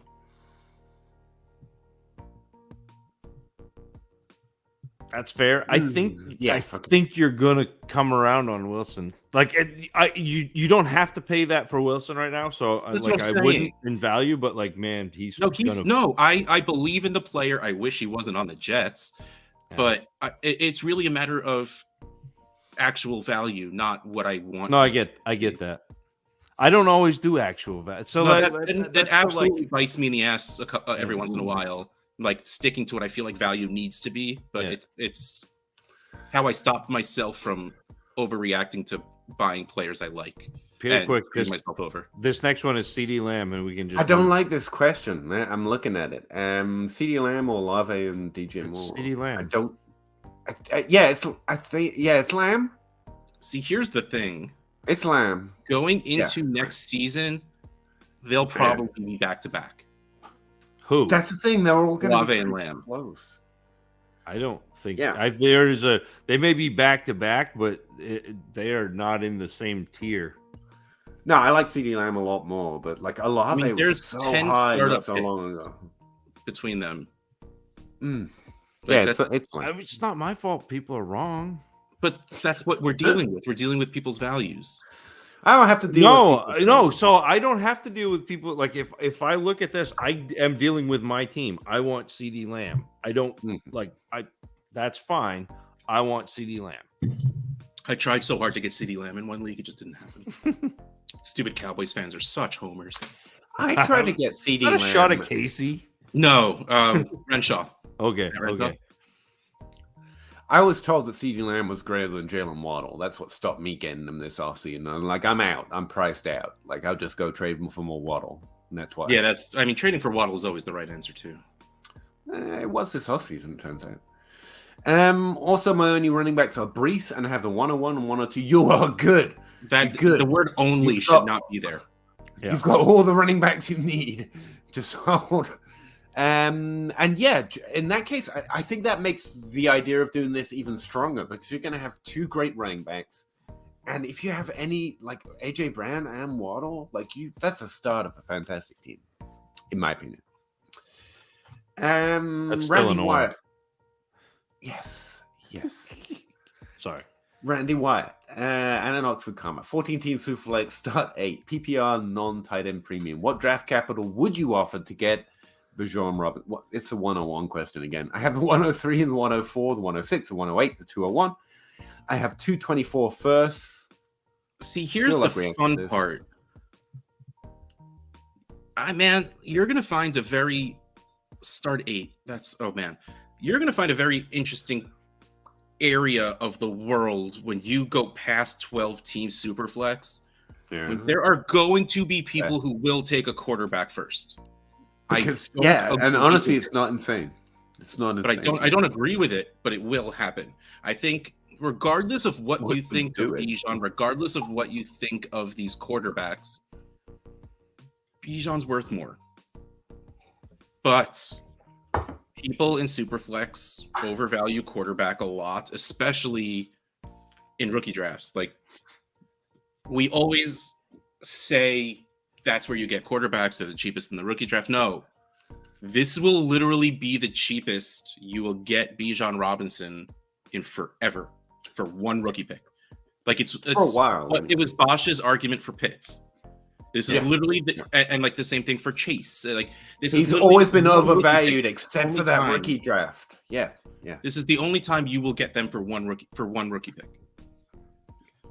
But man, like in the 14-team startup, you're gonna have to, if you want to make sure you get Bijan, you need to trade up to the 101 now. What? And honestly, he's asking what does he have to do to the 103 to get there? Add the 108, add the 106, add both. I would start from the 103, the 108, and the 201, see what happens. Especially if this person earned the 101, which means they might not have two viable quarterbacks, which means they might have new shiny toy quarterback fever, in which case they'll be fine getting these players on top of the 108. That's the other thing I'd say. Consider the team. like we said, if you're on a terrible team, you want many good things. So if they're in that situation, they want 3 things, and you can give them 3 good things, and they might be more interested. If, however, they've got a good team, they might be more interested in a trade that's higher balance towards a higher value asset. So you offer the 103, and maybe one of those 24 first with a 108. I don't know, but yeah, I don't know why I'm trying. Dynasty Outhouse is a trader. He just said it, so shut up. If you can, Randy, if you can get out of this, keeping the 104 and the 106, I'm insanely happy. If you can use the 103, the 108, and like another whatever you have. What? I completely missed that I have 224 firsts. Yeah. So hold on to the 201. Like the 103, the 108, and the 24 first is a very strong offer. Yeah. I would try that. If me personally probably wouldn't accept it, but like see if that person will. Like that's because if I could get that, so then you have Bijan, you have whoever falls, whether it's because your top 4 picks are going to be Bijan, probably 2 quarterbacks, and then whichever one somebody decides whether they want that second running back in Gibbs or a wide receiver. So you get either Gibbs, Jackson Smith and Jigba, or Addison with that 104. Yeah, and then 106. Yeah, it's like I like that, man. I'd be happy with that. If I can keep the 104 or 106, I'm very happy. Yeah. And then Cook's got it in a full practice. I don't know if he's going to play yet, though. Sorry. Different thing. Do what those guys just said. Is AJ Brown your number 3 wide receiver in PPR formats behind Jefferson and Chase? Probably, yeah. I mean, without putting much thought into it, I think so. Sure. Yeah. I mean, yeah. It's real close for me between Waddle and Brown. I guess it's probably Brown. But the 2 names I was looking at, but I still think I put Brown above Waddle. Justin Jefferson, Jamar Chase, Jalen Waddle, then AJ Brown, then CD Lamb, then Amon-Ra St. Brown. Those are my top wide receivers. Mispronounced T. Higgins. That was weird. I do have T. Higgins higher than most, actually, but no, he's not in the top 5. ADP he's at 6, wide receiver 6. I was pretty happy with that. I've got him at 8. Yeah, that's very realistic. Honestly, like, I'm pretty good. I'm pretty good at this. In December ADP, Higgins is wide receiver 6 at 12th overall, and Amon-Ra St. Brown is wide receiver 10 at 17th overall. I think I might be at the point where I take Amon-Ra over T. Higgins. Yes. So, yeah. Sorry, Russ. We can just sit here and wait until you have the exact same ranks as me, or we can just carry on while you get to that conclusion. Maybe maybe we are the same person. I think maybe you're the nicer version. We're the same person split in 2: the a-hole and the Russ. Which one of us is Neo and which one of us is Agent Smith? That's what I want to know. I got to be Agent Smith, right? Welcome to the desert of the real. That was way too good, Zach. I believe that too much. I think you just convinced me I'm in the Matrix. It's Deion Jackson. It's never Zach Moss. It's never Zach Miz. Yeah. Oh, sorry. Yeah, it's Deion Jackson. Justin Herbert is a 3rd-ranked quarterback, missing his blindside tackle and top 2 wide receivers most of the year. I do everything I can to get him. I agree. But here's the thing: like, if it fantasy football, yeah, that was true. That was true before the things you just said. There's no point in saying it unless everyone in your league is valuing him lower. And right now, I think that's questionable. But I think it's interesting to get if you can get a value dip. Otherwise, yeah, I would add him the same way I would have added him before the season. Like he's pretty good. Pretty second ranked where, by the way? Is this like a PFF thing? Don't mind. I think it's It's probably a film grade, so it's probably PFF. Yeah, but still, no one in the world is saying that Justin Herbert is bad. It's just that Jalen Hurts will score more fantasy points than Justin Herbert. He's scoring 9 points per game more. Like, that matters. You know, 9 points. What's 9 points among friends, Peter? Winning? Do not for a second begin to think that Jalen Hurts and Justin Herbert are friends. They are not. I have no idea. I don't know. Will Sean Payton be their coach next year? That'd be interesting. I want Sean Payton to go wherever Jahmyr Gibbs goes. Yeah, that's the answer. That is the answer, right? Yes, that's the answer. Or let Andy Reid go back in time with how he felt about running back. Like, let him turn Jahmyr Gibbs and what we wanted him to turn CEH into. Yeah, well, I think just have Jamal Charles back. That's what I need. Yeah, give me Jamal Charles or Brian Westbrook. There's a lot more. There's a lot more to Gibbs than there is to CEH. Yeah, I know, but like just expectation wise, yeah. The Royal Chief, Ritter, Drake London, Ayuk, Rondell, David Bell, James Cook, Sky Moore, Nico Collins, Cam Akers. He has the 103, the 104, the 109. Trade all three for Deshaun and Treylon. All three what? I just don't picks. Three. No, I just don't want Deshaun. I just don't want Deshaun Watson. Yeah, that's what I meant. And I don't think Treylon Burks is this high valued. I think maybe the 109 is probably around where. I mean, the question for Zach, I guess at this point, you've looked at 5 wide receivers so far. Yeah. Where does Burks rank among them? Third. Yeah, it's better than I thought. So 109 and Sky Moore for Treylon Burks. Oh, I would do that easily. Yep.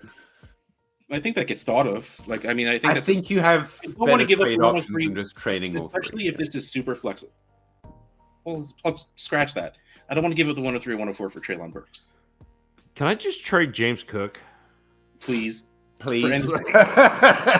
and like he's been fine. He's been like better than, or he's been as advertised, but people think that he's gonna like be the thing. Yeah, and he's not gonna be the thing. And if people are thinking he's gonna be the thing now, you trade him before they realize he's not the thing, and then you've got the thing that they thought it was worth trading to get him. That you're with me. You're on board. But the thing is, you have the thing that is the thing that we want. I feel like we just stepped into like a really bad Dr. Seuss. We got like thing 1, thing 2, the thing. I always just think of the Princess Bride. It's always better to trade down if you can, because they feel like they're getting the better player in the deal. If you could trade London for Burks, I think you get a plus. I would try with honest. Like, I want to hold on to London because I think there will be a spike in his value. Yeah, assuming, man, not even assuming, he did much better this week than he has in a while. So I'm down with even. Yeah, I'm not quite. I think London's value will go up. So I would Ayuk with anyone below him for Treylon also if he didn't want to give up the picks. But like, if you want Deshaun Watson, the real answer is if I have Deshaun Watson on my team and I am talking just about value and nothing else, I'm not trading him for anything less than top 5, 6 quarterback value. That might not. I think there are. Back to the Justin Herbert point, like I think there are quarterbacks in that range of outcomes that aren't Deshaun Watson that you'd rather have, that have a much smoother path, that are not on Cleveland, that haven't shown they need to shake rust off, like and are younger, frankly. So like, it's not, you don't even have to be distasteful of Deshaun Watson, though I am, to find better values with that range of outcomes. But this trade would be fine, I guess. But I think there are better options than just trading all your picks for these 2 specific players. But it's your team. Stickman87, I suggested getting rid of our trade deadline and was immediately told I was stupid. I don't know why I read it that way, Stickman. Sorry, I just thought emphasis might make it more entertaining. No, I'm with you. It feels a little aggressive. Trades during the playoff was ridiculous. I would guarantee collusion. All leagues have trade deadlines. Not all leagues have trade deadlines. I have a Can we wonderful confirm that's podcast untrue? to suggest to your league mates. And also, I think, I think we've done this subject, but like, I don't think it guarantees collusion. I think it guarantees being able to make moves to try to win more, which also encourages players to trade for points. And there are many teams in your league that are trading for value. Otherwise, they just have to sit there and be worse next year. I mean, it depends on the league as well. If in your league everyone's cutthroaties, cheaty types, then maybe that fucking league. You don't need that. That's the thing. In that league, I don't want to be there. But no one has a problem with the deadline. You're worried about the people in your league. Yeah, and I think they're wrong. You're not stupid, and not all leagues have deadlines. I counted my leagues. I'm in 20 Dynasty leagues. Hold on. Let me but they're all yours. You run all of them. That's different, but okay. Two have trade leagues deadlines. I set the rules for. 18 out of 20 do not have trade deadlines. So no, every league does not have a trade deadline, and one of them is a safe league. So that's why I get it. The other one I complain about. There's a sample problem there. I would say the majority of most popular leagues probably do have. Oh yeah. Trade deadlines. But also, yes, 1000%. I run 16 of those 18. But that's not because they're more successful, or you have to have a trade deadline, or it's exploited. But yeah, you're not stupid. They're stupid. That's what I think. Yeah, that damn straight. They're stupid. P to the R. Thank you, gentlemen. Appreciate it. No problem. Glad. We appreciate Ryan you. D. Latavius Murray or DJ Moore this week? Is this what we've come down to with these? This is going to be, that's all. Would you trade the Latavius 104 Murray for Trevor Lawrence? Yes. Okay. Yes. And that. He didn't even wait for my answer. Notice that. He didn't care what I was going to say. Ryan D. I would start DJ Moore. Yes, I did. You would start DJ Moore? Would you not? It was a question. Yes, that's the way it's coming out for me. But you can disagree. Like, I'm not gonna say, but you're wrong. Like, I don't do any projections or anything, Peter. Neither do I. I'm just averaging other people's. Like, Fantasy Pros and 4for4 and DraftKings doesn't really count in this instance because they do things differently. They all have DJ Moore ranked overall above Latavius Murray. I would give the usual caveat. The ranking difference is enough that I normally didn't, but like running back floors are a lot safer because you can guarantee they're going to get X amount of touches. So it comes down to what you think of the game script. However, in this case, like DJ Moore's game against Detroit has got like a 43.5 Vegas total, whereas Latavius Murray has a 36.5. Again, Vegas can be wrong too, but I'm just taking the average. We expect more action in the one game, and even if not, then we expect DJ Moore to have a more startable floor. But projections are what they are. They give you the average, and then you have to play around that. So, while you have your stuff up, would you start Tua or Geno Smith? Yeah, just spell Tua Tagovailoa. Okay, I'll get right there on that. Tagovailoa. On my first rodeo. Tua and who? Tua or Geno? Didn't you get knocked out of? I like Geno Smith for many reasons. One is his name. Tua. Tua? Like that's. Yeah, like I want to start Tua, but I'm like, Geno scoring well. Yeah, right. The matchup. Yeah, I gotcha. It's the same thing, man. It's projections are meant to give you the median outcome if you ran it 100 times, but like it means nothing if Geno scores in this week. So I'm just giving you a baseline. That's all projections are. I get top 5 quarterbacks right about 60% of the time. That's not great in a well, it is actually compared to projections. But when you're talking about a group of 5, like 60% means that 2 don't work out. So that's a fairly high number proportional to the group. I get the top 12 right about 66% of the time. But again, that means 4 players I get wrong. Both of those are projected inside the top 12, so they're pretty strong starts.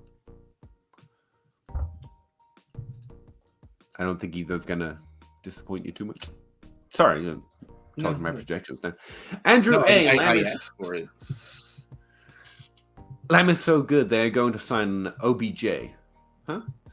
Feels like sarcasm at the start those there, two so have let me nothing to read do it with right. each If Lamb other. is so good, why are they going to start Wait, OBJ? wow. What year is it that we Washington think signing OBJ means that he's going to be the number one wide receiver on that team? Or is that 2022? wait? Yeah, because Cowboys are telling traded you away CeeDee Lamb is CeeDee a Lamb for wide receiver. Kadarius Toney. I think CeeDee Lamb is doing as much as he can for a single player that is good on that depth chart.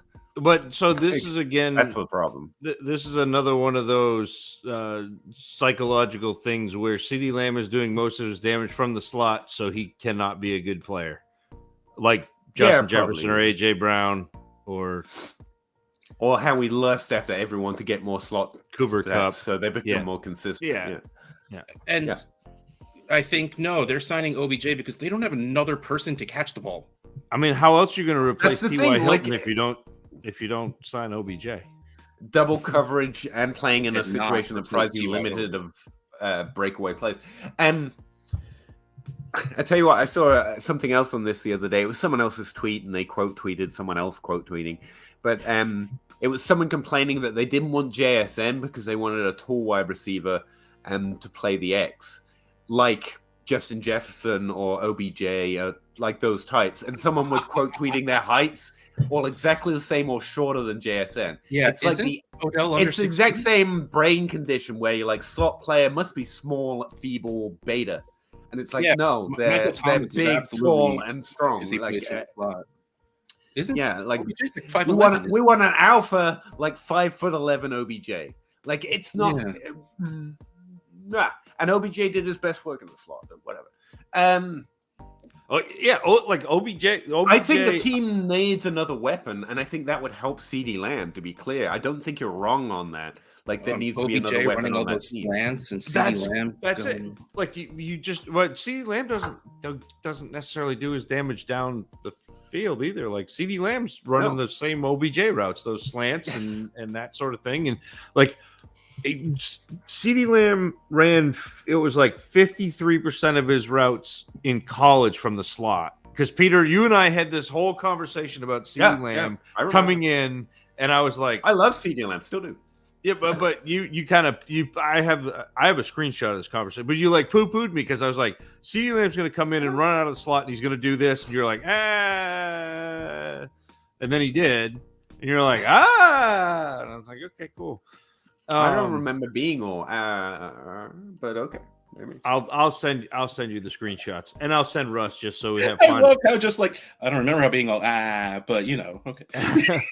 but again, like Odell Beckham, people I can send you 2 years of people telling me I like CeeDee Lamb too much and me defending it.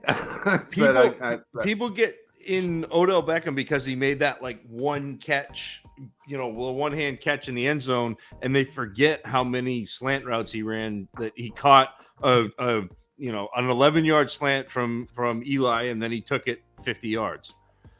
So. Exactly. They look at box scores, they see 11 for 140 and 2, and they think he's going deep, but no.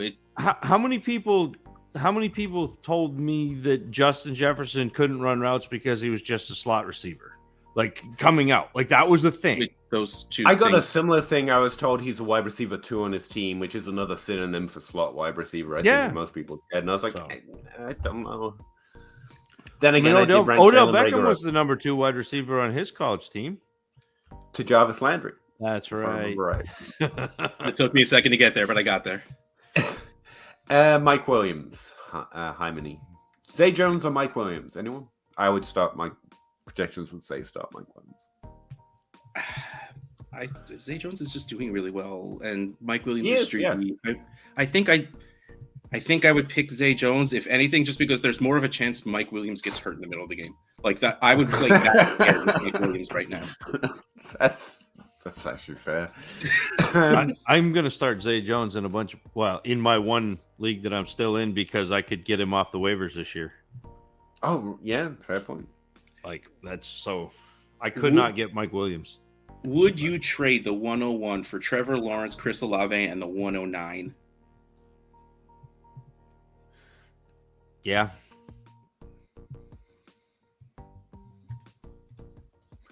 Yeah, sorry, I was just looking at something else. Can't figure out where our names have gone. We don't have our names. Not that it matters, but There's a button that says brand on the side. If you click that, and then there'll be something that says show names, like a little slide button. But why did it change? Did someone else change it? And when you got well, there you go. There we go.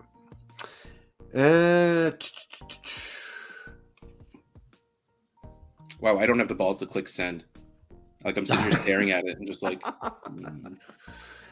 JB Road Hurts AJ Brown and Smith to the playoffs. Now he has to do one of these terrible things: start Minshew, Purdy, Brady, or Rodgers. Wow, start two. Purdy and Brady.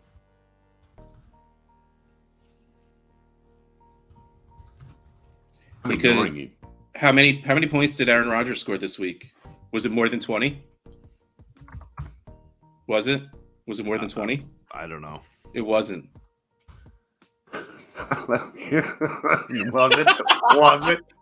Was it more than 20? Was it more than this arbitrary line, Andrew? It's the arbitrary line he hasn't crossed this season, so he won't. Damn it. None of them are projected to score 20 if it matters to you. Actually, wow, that sucks. That's not right. Surely. Come on, 4-for-4. Get it together. You're holding me back. Yeah, 4-4. Wow, they're really strongly weighting it Tom Brady than Aaron Rodgers as the top two starts, and I am surprised. Purdy just sounds like fun, like saying that you want to play a game with Brock Purdy. I was going to say, I assumed it would be Purdy and Minshew, actually, but yeah, like, I don't know. I don't know. Like, it's legitimately just because it's the Eagles playing the Cowboys, and the Eagles playing the Cowboys with a backup quarterback, which leads me to believe the Cowboys want to literally murder Gardner. But he's not like he's a backup quarterback, but he's like one of the five backup quarterbacks that you're like, oh, this is okay. Yeah. He's got the mustache. He does.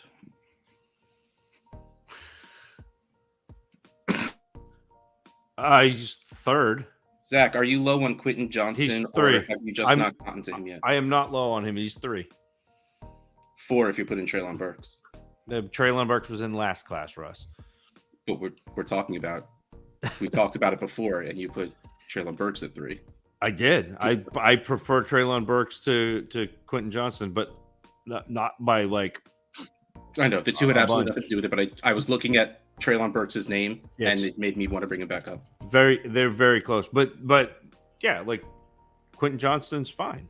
Like he's good. He is a player I would like to have on my rosters. But he's not. Yeah, I know how you feel, Nick. Like I've had Zach deadpan read that to me before, and it's always like, "Do you though?" It feels like you're trying to catch me. I don't know, but yeah, he's saying it as clearly as he can. It's JSN. Well, actually, I think I have Jordan Addison half a point. So it's Jordan Addison, JSN, and then Quentin Johnston. But Johnston is below those guys by a tier. CeeDee Lamb, Treylon Burks, and a late 23 first, or Amon-Ra and Waddle. That's heavy. Waddle, see. I don't know how to do the math on this one, to be honest. Yeah, I think I just Waddle. But yeah, I just take the 2 instead of yeah. Because I mean, it's 2 of the top 6 or 1 of the top 6, and then hoping you get. That's what I. Yeah, that's really what it is. Like, and if I don't care where my team is, I want Amon-Ra Waddle. I don't want. Yeah. And I don't think I don't think you lose anything for scoring, even if you're doing that right now. I think Amon-Ra and Waddle are scoring. I don't think it's a bad. It's a little light for Amon-Ra Waddle in my. I mean, not much. No, like, a couple of picks. A little. Like it's like instead of a late, like a mid.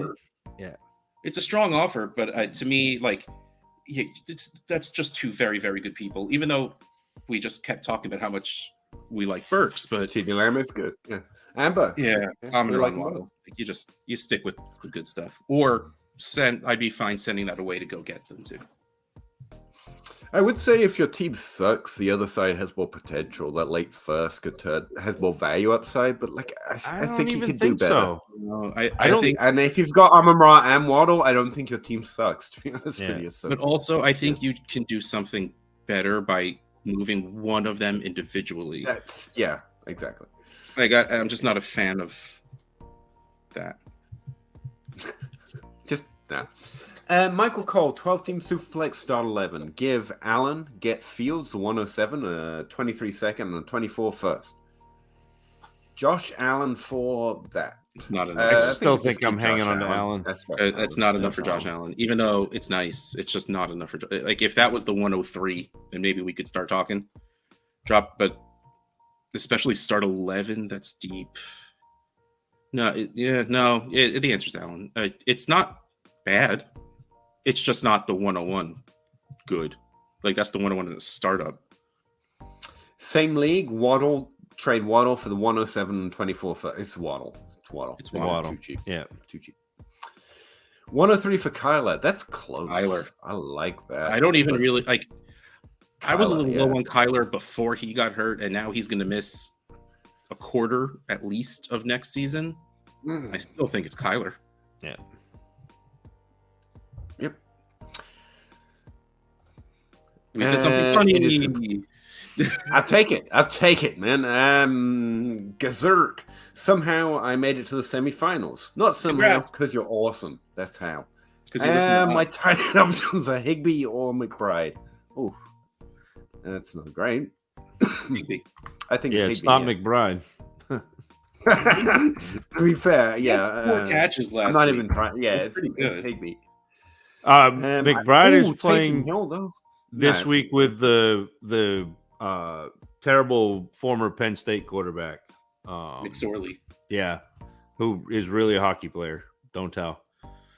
I don't know. There was a Marty McSorley for a while. He had an illegal stick. Too much curve. Also, he was a fucking goon. Dying. Yes. Well, literally, that's kind of what he did. Like, he was paid to follow around Wayne Gretzky and not let anyone touch him. Yeah. And then almost got arrested for assault with a deadly weapon at the end of his career when he baseball swung a dude in the head with his hockey stick. But since it happens on the ice during play, they found it can't be assault. That makes sense. It's literally like he should have been arrested for that. But yeah, not the conversation. Brendan, my QB running back room consists of Lance and nothing else. So Lance is perfect. I like the way you phrased my running back room consists of Trey Lance. That is a really popular play action right there.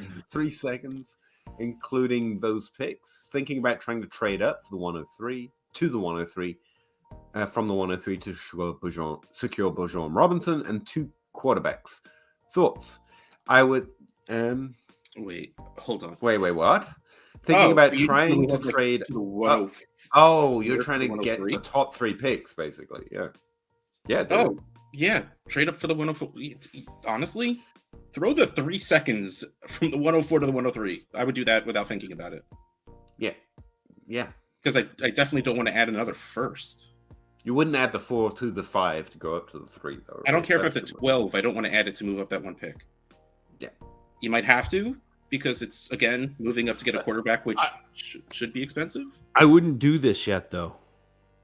Ooh. Oh, yeah. Like, again, like we're talking like we know that there are going to be 2. This is the same. Oh, okay. Malik Willis is going to be the 101, guys. Yeah, and again, like I have not watched quarterbacks yet. I can't tell you, but I have heard a lot of smart people give a little bit of pause. For which?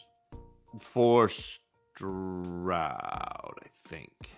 All right, I need you to actually get an answer to that and let me know. Yeah, I will. But anyway, like, and this is something that will be there too. So yeah, you're gonna know an awful lot more closer to your draft. And honestly, how much you spending to trade up to get to the 103 to secure that second quarterback that you don't know about? And how much more would it take to pay up to get a quarterback that you do know about? Like Brees Hall, maybe. Quarterback. Yeah. Yeah, so like I offered the 104 for Trevor Lawrence. Not to say I don't have an email yet, so it hasn't gotten rejected yet either. Right. But like that's kind of what Zach is saying. He's saying you don't have to do this through the draft. You can just trade the 104 to go get a quarterback. Yeah. And then you'd still have a quarterback and Bijan, and then you would have your other quarterback who's a sure thing, not a rookie.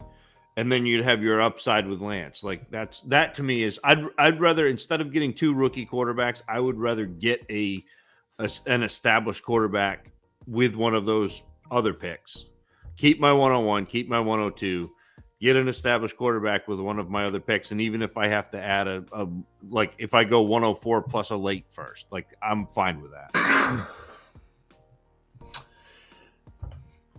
All right. Gazurk, start 2 of these 3 running backs. He needs high upside. Dobbins, Swift, Pacheco. The Kansas City Chiefs running back. I've actually never seen a 3-way tie in my projection sheet, and this one produced it. So, yeah, I think it's Swift and Pacheco. Those are the 2 I'd go for. I start Dobbins. Pacheco. I know you do, but that was true when he was injured and not playing. So, like, can we have some realism? No, you have me. That's what this is. No, I think Dobbins is a fine start too. They're all 3 projected pretty close together. That's what produced it. But yeah, I will go the other 2. Sorry, there's a bit of a tie decision there. We'd ask Zach, but he literally just keeps making bad roster starts. Like, that's why he just lost it.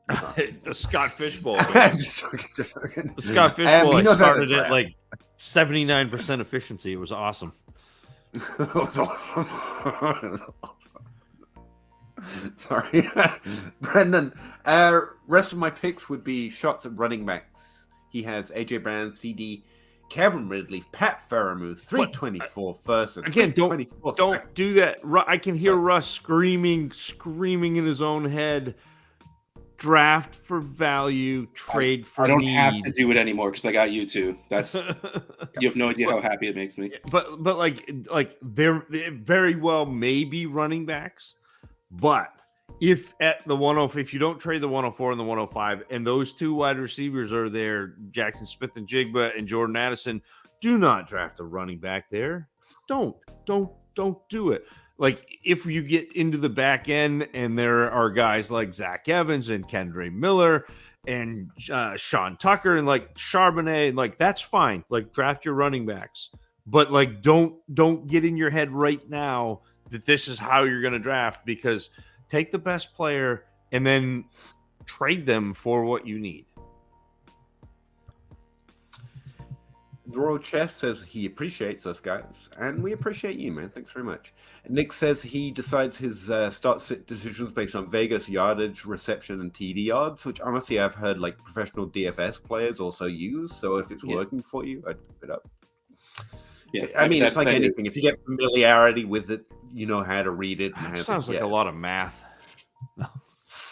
It does, doesn't it? Andrew A. Start Tuo, Gino, missing his wide receiver 1 with a broken finger. I think it's going to be terrible. Tyler Lockett.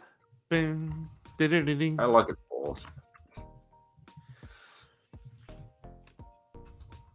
Didn't I do this question earlier for some other reason? Yeah, it's Tuo. Rookie wide receiver. I asked check. I did. Anyway. JMO or Pickens? I'd rather have Pickens. Wilson or Olave plus a second. Pickens. Pickens and I can't. Oh yes, Wilson. Still Wilson. I'm taking Zach's word and saying Wilson. To be honest with you, that's why. I gotta be. If it was a 20, if you could listen to other people. If you tell me if it was Wilson or Olave and like the 201, I would probably just take the 201 side, whichever receiver came with it. But a 24-second, like that's not.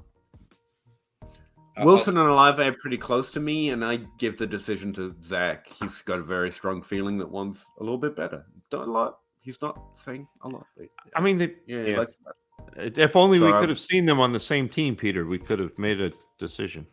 them. How do you see these people? I have no idea what you're talking about right now. That's insane. Right. OBJ eats from CD. Good players help good players.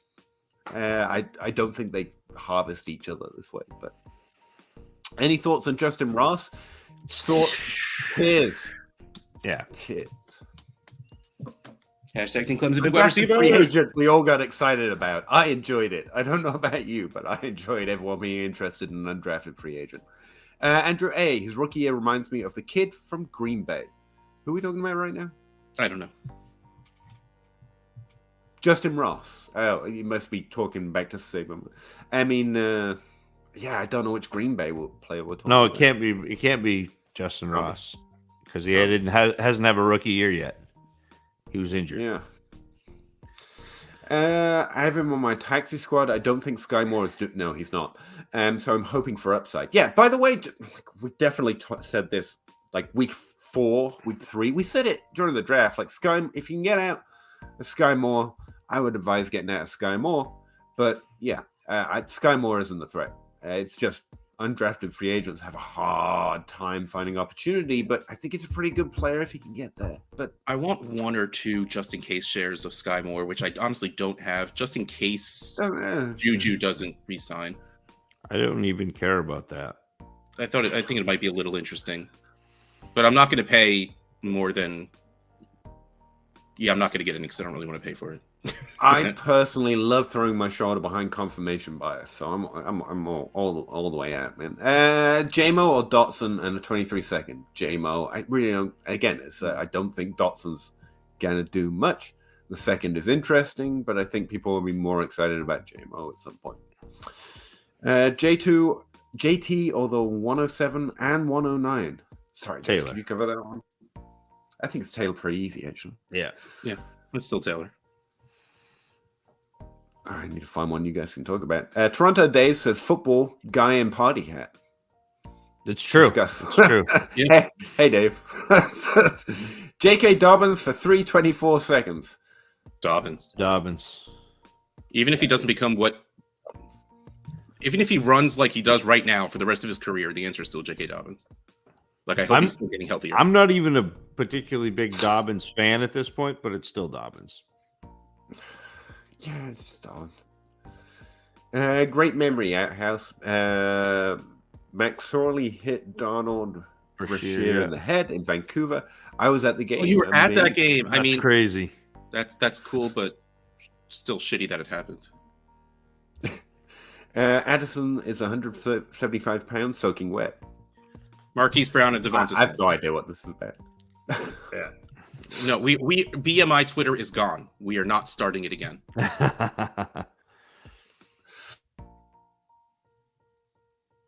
Sorry, I gotta go for a second. Could you cover me or what? We'll do our best. Go. Yeah. If Akers has a solid finish to the season, are you selling or holding? Selling. I don't have any, but yeah. If I can get, okay, let's put it this way: if I can magically get a first of any year, I don't care how far away it is for Cam Akers, I will take that.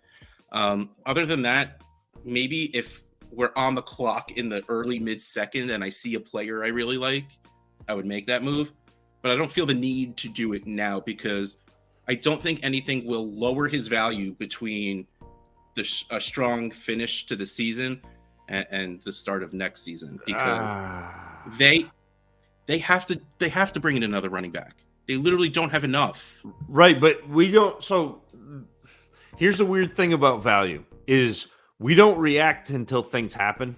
So Akers will have value until that happens, and then everyone will go, "Oh no, Cam Akers has been replaced," and then his value will go in the tank. And so, I wonder if we've moved past. Like, I don't remember. I do too many effing shows, so I don't remember when I've talked about where I talk about things. But like, we have had enough instances this year alone with this wide receiver is going to be bad because they added this wide receiver, and then we see Hill and Waddle as both top 10 wide receivers. Like, are we done with this now? Like, Russ, Ken Walker right now is the running back 2. Well, it's because everyone else is hurt. No, but that shouldn't matter because it's Dynasty. But what we're saying is we're being reactive, which is what we do, which is why micro markets work, because you can see this happen. So, like, again, like if you want to buy Cam Akers when that happens, that's a great time to buy Cam Akers. But like right now, I'm selling especially if he has a good end of the season. I am selling. Like, are you taking any second you can get? Probably not any second, but that's like, why I said, yeah, waiting to the draft. But I actually think it's a really interesting idea to try and sell name value for first so far off no one cares about it. That's a way of stocking up on a draft class before anyone is interested in that draft class. But it's a very specific trade. It's whether anyone in the league is willing to do that. I like the idea. I think with the 21 class during that rookie draft, where all of a sudden you started seeing a lot of people trading for 2 years out, and everyone be like, "It's 2 years out. Why would you do that?" Because we kind of already knew a little bit of what 2023 was going to look like.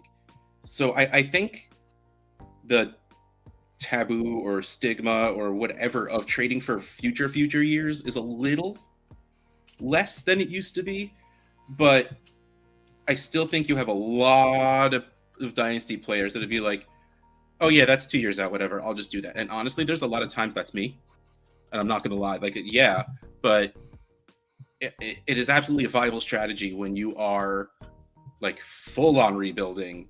Don't feel like you need to do everything for this season. If you can get something 2 years down the line, a first for a player you shouldn't be getting a first for, I still think you should do that.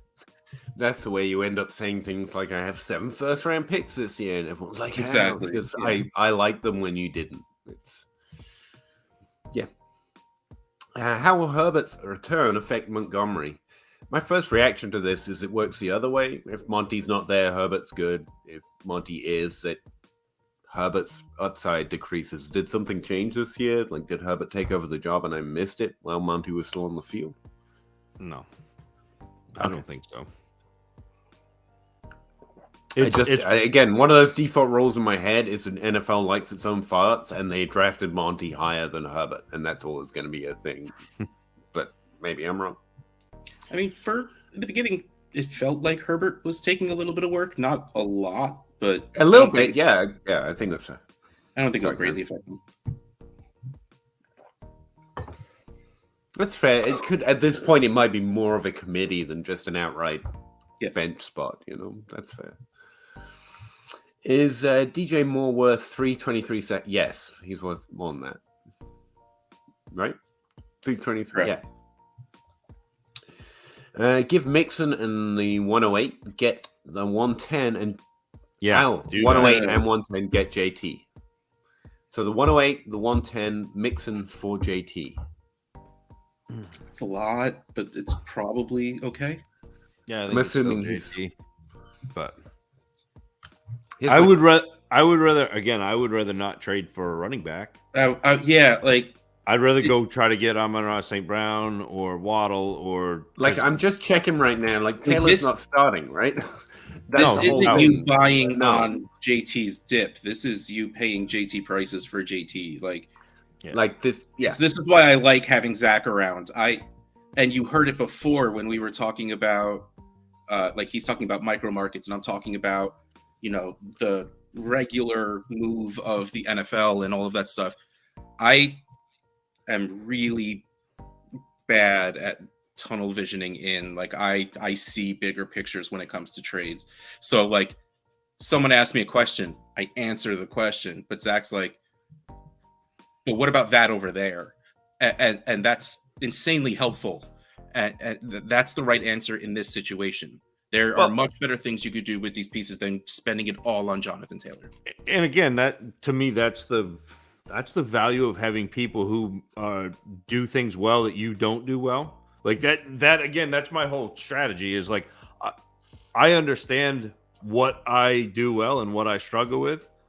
And so, Russ, exactly what you said. Like, you and I think differently, but having you and having Peter, having J Mike, having all of these intelligent people that fill in the gaps where I am deficient help me be a better fantasy player. He says he has Garrett Wilson and Olave, and I think I know what he means by that. Like, I don't need wide receivers, and he wants JT. You always need wide receivers. I'm gonna default to the what Outhouse is saying here, and Zach was. That's why I went and checked to see if he's suddenly starting. Like I wasn't wrong. Like this trade was good last week. The point of targeting JT right now would be you only have to send Mixon and the 108. Then I'd be like, yeah, sure. Instead, you're paying. The reason we like Breece Hall is he's slightly younger, less of an injury history than some other running backs. And you might be able to get him at a slight discount right now. Not specifically that he's younger or that he's in the top 5 or anything else. So I think Breece Hall would be a better target because you'd be sending similar offers for a younger player. But to both of their points, like, just because you have a Olave and Wilson doesn't mean you need to trade for running backs right now. Unless you're getting a good value on them, you don't trade for them unless you're trying to start them.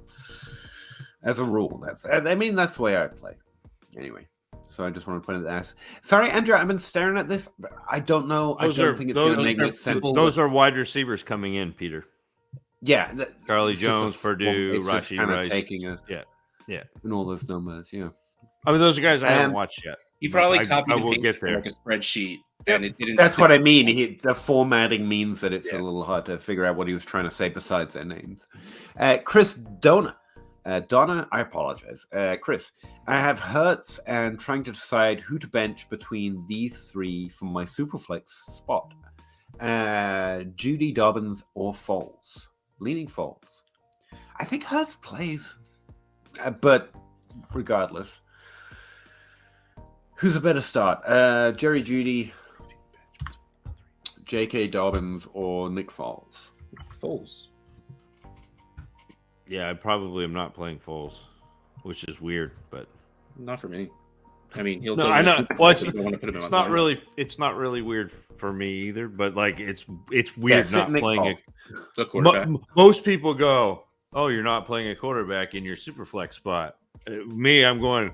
I might have 2 quarterbacks on my roster who are active any given week, maybe. So, yeah, I'd sit Foles. Always sit Foles. Open 24 hours. How you doing, dude? Glad you can make it. 10 teams who flex start 10. 4 PPR. 1.5 tight end premium. 0.5 points per carry. My team is out of it. Sorry. Give J.K. Dobbins. Get Pitts. Get Pitts. Yep. Get Pitts. Yep. He has Andrews, especially Hopkins, in the tight end premium. Don't matter. Just that's hot. Go. Well, tight end premium. Yeah, do it. Just collect all the tight ends. It's fine. Do it. Gino for the 111. Superflex? No. Yes? It's right on the mark. I would say Gino dies on your team if you don't do that. Yeah. It would depend on my roster. Like it literally depends on your roster at that like point.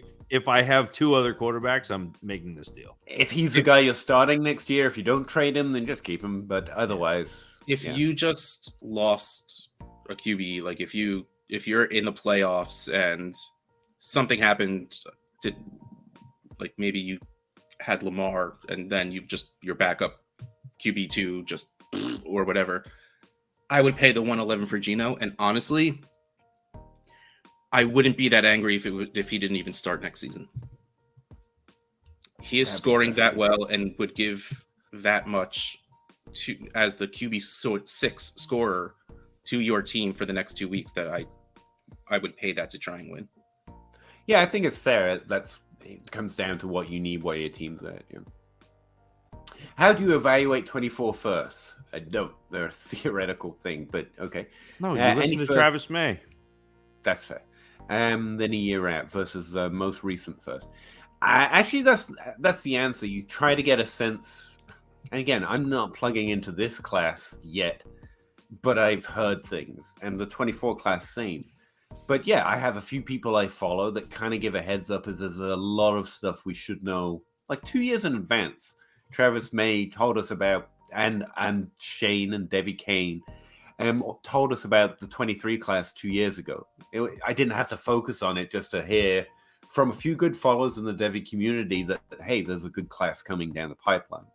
And that's as aware of it as I am. Like I really don't plug in any more than that. Yeah, and I heard that method from the Dynasty Dummies podcast. Go check it out. Firefox, is Palmer worth? I'm really tempted about Palmer actually right now.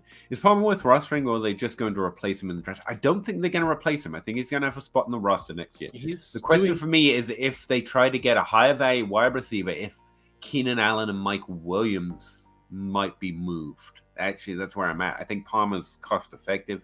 I think he's doing well enough with them and he's doing very well to show that he might be part of their plan. He might not be their number one. No, he's not. That's what I mean. Like, I want them to add almost someone else to make it more confusing for other people.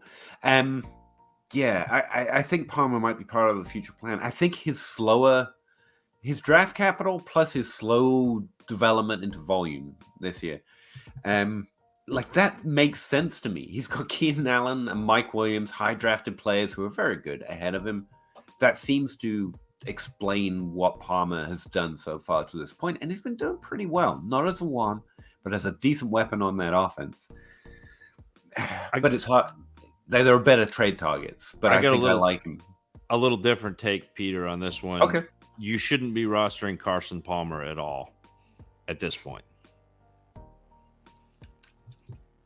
I don't know. He is strong opinion. You sure want to go out on a limb like that? He is he's pretty much the lone exception for USC quarterbacks, so I would keep him on there for as long as possible. Keep Carson Palmer. He could come back. Okay. Is it worth it to go 24 first over, let's say, a pick to be the 109? It's all about that's why I play value. Like, I'm interested in trading 24 right now because we know the pick value goes up. Everyone's interested in 2023. So what is the trade? And the 109 is low enough that I'm not like thirsting to make that pick. It's not Bijan Robinson. I'm not guaranteed to get JSN. So I'm interested. But even then, closer to the draft is when you're going to find out if you're going to trade that pick or not. Yeah, I mean, that's kind of where I'm at. But Amore was willing to trade anything in general. Not really. Pat Fairmouth over my dead body, and Juju Smith-Schuster's dying on my damn roster. I'm sorry. But yeah, there are some exceptions. Andrew Luck died on my roster. Gazerk, 1 QB, half PPR. I have 323 first, and they landed 103, the 101, the 103, and the 104. That's pretty good. Definitely taking Bijan. Then my wide receiver choice. Again, don't plan your picks out, but I think you're liking the right players. Is it worth trying to move the 104 for Andrews after a down year? Honestly, I try and see if you can get him for less, but in reality, that's good value. That's like good. If you have someone in your league like me who is just straight up angry at Mark Andrews, you might be able to get a better deal than that, but it's not bad. I think you might get something added to Andrews at this point. Yeah, but yeah. On the other hand, I think you're not getting a Mark Andrews at the 104 for 2023. Put it that way. So I think it'd be a strong trade. Latest 23 rookie pick you'd take for Pittman. Pittman's kind of undervalued right now. And I hate saying that because Zach likes him. But I'm not a Pittman fan, but I'm wary of underselling. Yeah, Pittman's not in a place where I'm like, ooh, I should really try for trade offers on Pittman right now. This is where we follow those trends. It's not that you can't trade Pittman if you get a good trade offer, but I think there's no particular reason why anyone's overly interested in Pittman right now. It's not that it can't be true, but he's not just gone off for 3 weeks in a row that everyone might be willing to give you a good trade for him. I want to get the 106, 107 in a super flex for him. Oh, that's interesting. I was going to say that's whatever good. That wide receiver it's better than mine. 3 to 4 rookie pick number is, somewhere around there. This is an awkward question. Is there a level of quarterback or a line that you draw for that type of move? Because it's a strong move to trade a good NFL player for random rookie pick in this range. Is it just Pittman specifically, or? Well, but I think you're getting a good. I think you're going to get a good NFL player at that range. Is what You still Well, I aren't. mean, You're not buying into this class yet because you haven't looked at it. But like, I really no, it's think, not. Peter, that there are like a top 6 that I'm really interested, and then the guys that I'm still interested is a really big swath of players.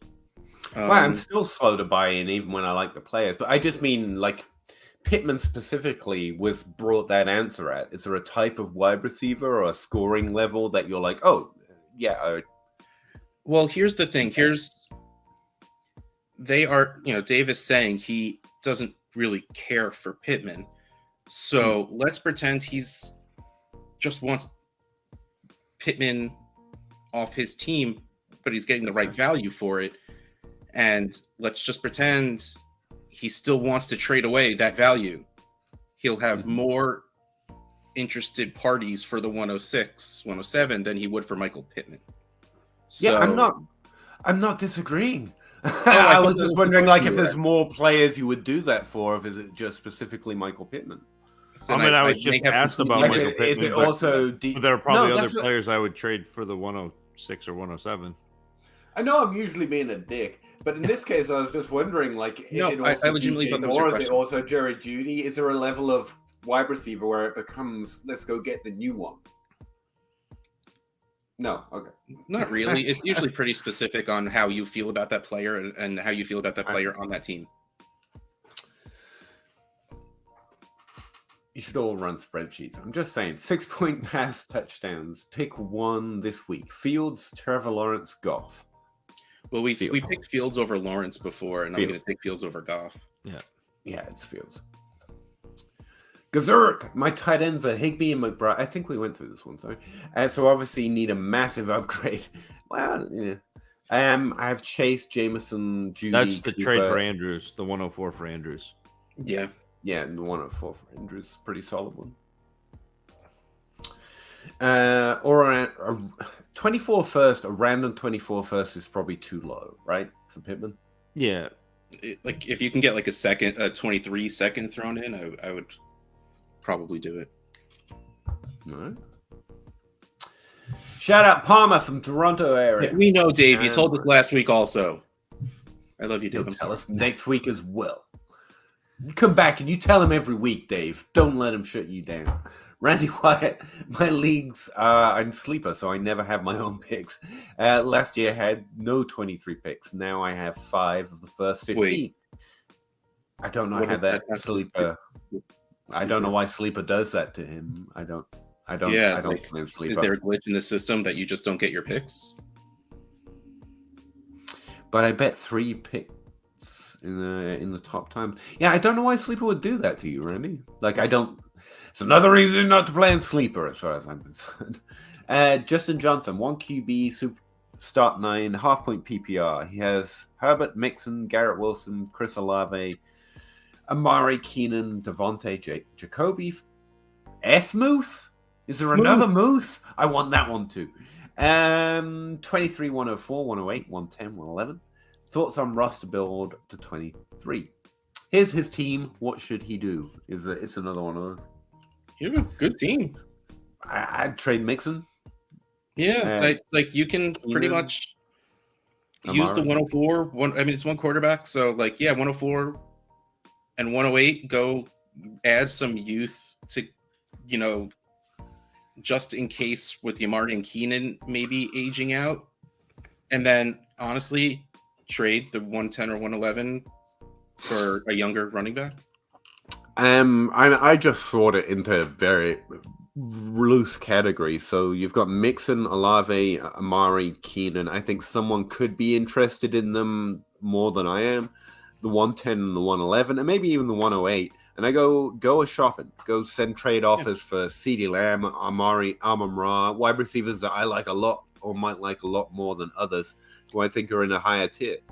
But that's most of the offers I'd be sending at this point. What do you have to put with Mixon to get Breece Hall? Anything? Ooh, that's a good one too. Those firsts. So if you throw a late first with Mixon, you feel good about get Breece Hall? I did that for Breece Hall, yeah.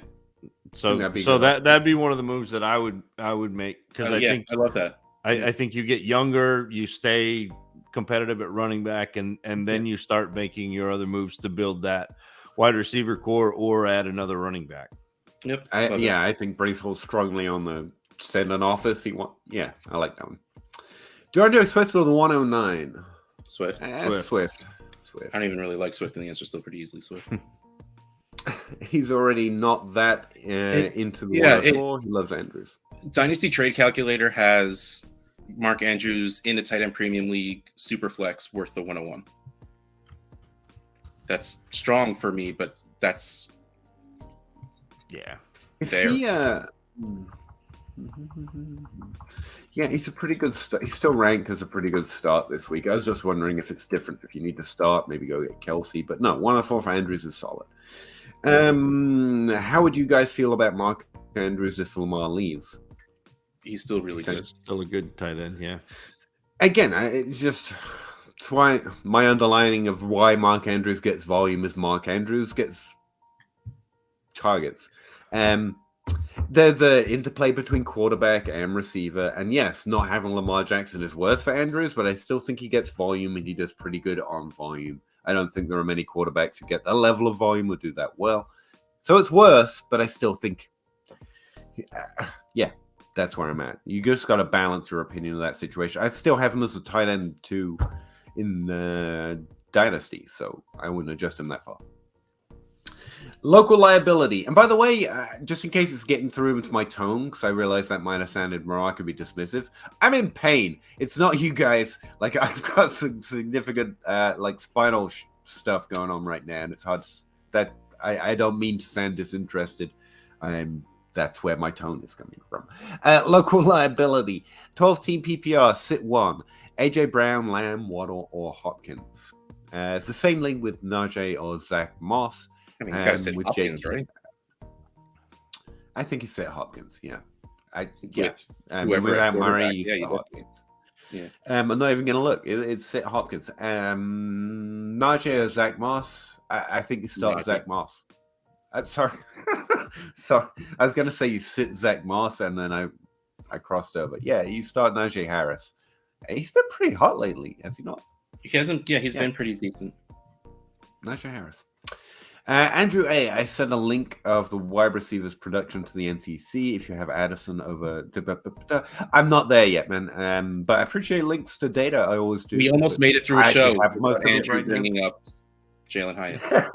I have not watched Jalen Hyatt yet, but when I do and come back with Addison over him, we'll have a conversation. That's what we're going to do. You're going to arrive one day and be like, guys, watched him. And it's just going to be the Zach explains what he thinks of Jalen Hyatt episode, I think, at this point. I appreciate it, Firefox. Thanks for the help. No worries, man. Thanks for joining. We really appreciate having people to talk to about this. Hold on. We can't skip over my love for you is ticking clock berserker. I'm not going to sing the next line, even though, this isn't censored berserker. Did I skip over something? I missed something? Dave bringing up berserker. You missed a movie. Oh, okay. You can go on now. Okay. Hey, you all. Thank you. Semifinals starting roster. Question. Pick 2. Foreman, Evans, Connor, Jeff Wilson, Fournette. I'm going to have to look at that. Connor. Yeah, probably Evans and Connor. The only other one that's even close is Fournette. Yeah. Evans honestly hasn't really been great lately, but still I'd pick him. Wow. How are those spreadsheets coming? Pretty good. You? Oh, fantastic. Give me a break, man. I'm in pain. I never get a break? You're like, that'd be so hard. Connor and Evans. I didn't even put Leonard Fournette in, nor will I. Cares. Okay. Now I feel bad.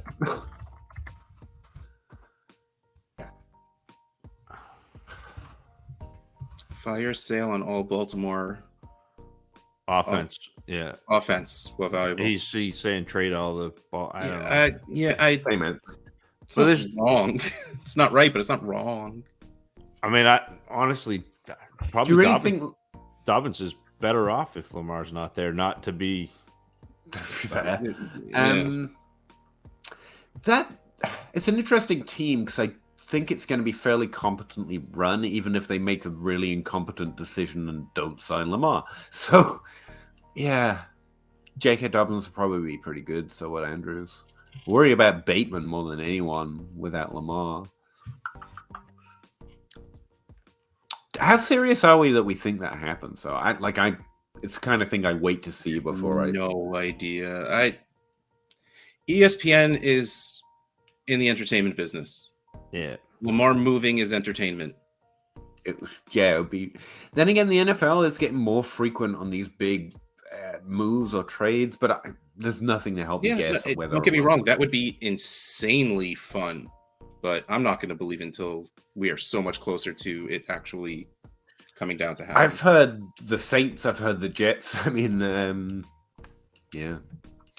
Start, bench, cut, burgers, tacos, pizza. Finally, one I don't need a spreadsheet for. All right. Finally, one I do have a spreadsheet for.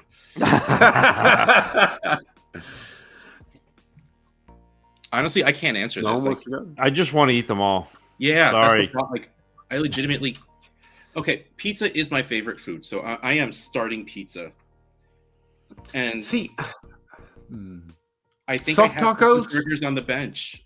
Soft tacos, all right. Yeah. I hate what I'm saying, but I think that's what I have to do. Like if I, gun to head, had to choose, like how weird of a hold up would that be? I'm cutting pizza straight off the bat. Tacos or pizza. I'd find out how much I could eat before somebody could pull the trigger. Can I put burgers and tacos on the pizza? Benching burgers and just gorging on tacos. That's where I'm at. Hey, y'all. Yeah, Zach's like, you're not making me choose between food. I'll eat it before you get it. Russ has been out to eat with me, Peter, and the answer is what? The answer is yes. Yeah. Like, what do you want to eat? Yeah, it's insanely obnoxious for someone who is so just bad at making decisions. I don't care. Like, I'll make a decision, but like, I don't care, so it's fine. Like, if there's something you want to eat, I'm good. I think I went backwards. You did. 103 or lamb. Ooh, that's a really high pick. I don't know this class yet. I would have to know this class to answer it probably. That's a high enough pick. It's tempting, but I'll slide with lamb until I know. Yeah, I still like lamb. It's probably lamb. It's really good.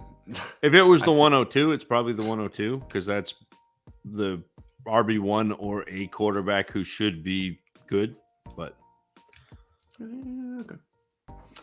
Jaden Sharp, half-point PPR tight end premium. Would you start Ingram over Rashad White? I would start Ingram over Rashad White. Based on what, Russ? You don't have no spread. Absolutely nothing over the fact that Evan Ingram is catching passes from Trevor Lawrence, and I like Trevor Lawrence.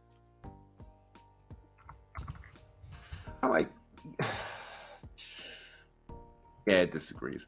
Rashad White's a start, but honestly, Evan Ingram's fine. Rashad White. I'm saying Rashad White. He's saying Evan Ingram. That's not helpful to you at all. So I'll side with Ingram, and you can come be mad at us if we're wrong. Justin Johnson. Value is Zach Wilson. Zip. Nada. Nothing. Not really. Got him mid-second in 22. Oh, in a 1 QB league? Nothing. Zip. Nada. What's Jared Goff work, but bad hype. Strategy of getting value on him. In a 1 QB league, I don't think there is one. Honestly, if a trade is even, you just drop him on your side to make it seem like you're giving up more. The only thing I can think of is like when the Jalen Hurts owner hears the news, he might give you something to have a starting quarterback that you're willing to bail on. Like that's the only thing I can think of. That's the one where you trade him for like Juwan Johnson or like Isaiah Hodgins or someone like that, and you actually like gain because he's not on your roster anymore. Ugh, that's rough. In Britain, give me a kebab. Kebab wasn't on the list. Hey, Don't accuse me of not liking kebabs. But no, I'm also kebabs all for kebabs as well. we just I like would- food around here, okay? We Yeah, just like feed me. food. We are I pro would- food. We are pro food. We're taking a strong contrarian stance on food. Toronto Dave, PPR, start Pittman or Fournette? Pittman. For Pittman, yeah. Oh. Assuming TY is TY Hilton and not thank you, don't start him. That's why we Is keep Mike Zach around. White good? He's good enough. He will not have long-term job security. He's not probably going to be starting quarterback next year. Gardner Minshew isn't a starting quarterback the following year and did much better. So, yeah. I root for him, though. Go Mike White. I want one of those shirts. Justin Johnson, value of Zach. We went through this, right? Nothing, not zip. Yeah, Nada. yeah. Thanks, guys. You're all the best. Subscribe and notifications on. Let's go. Really appreciate you, Justin. Thanks very much. Damn it. I was leaning Hilton. Don't spoil his fun. You know what I would say, Dave, though? I would say, look over there.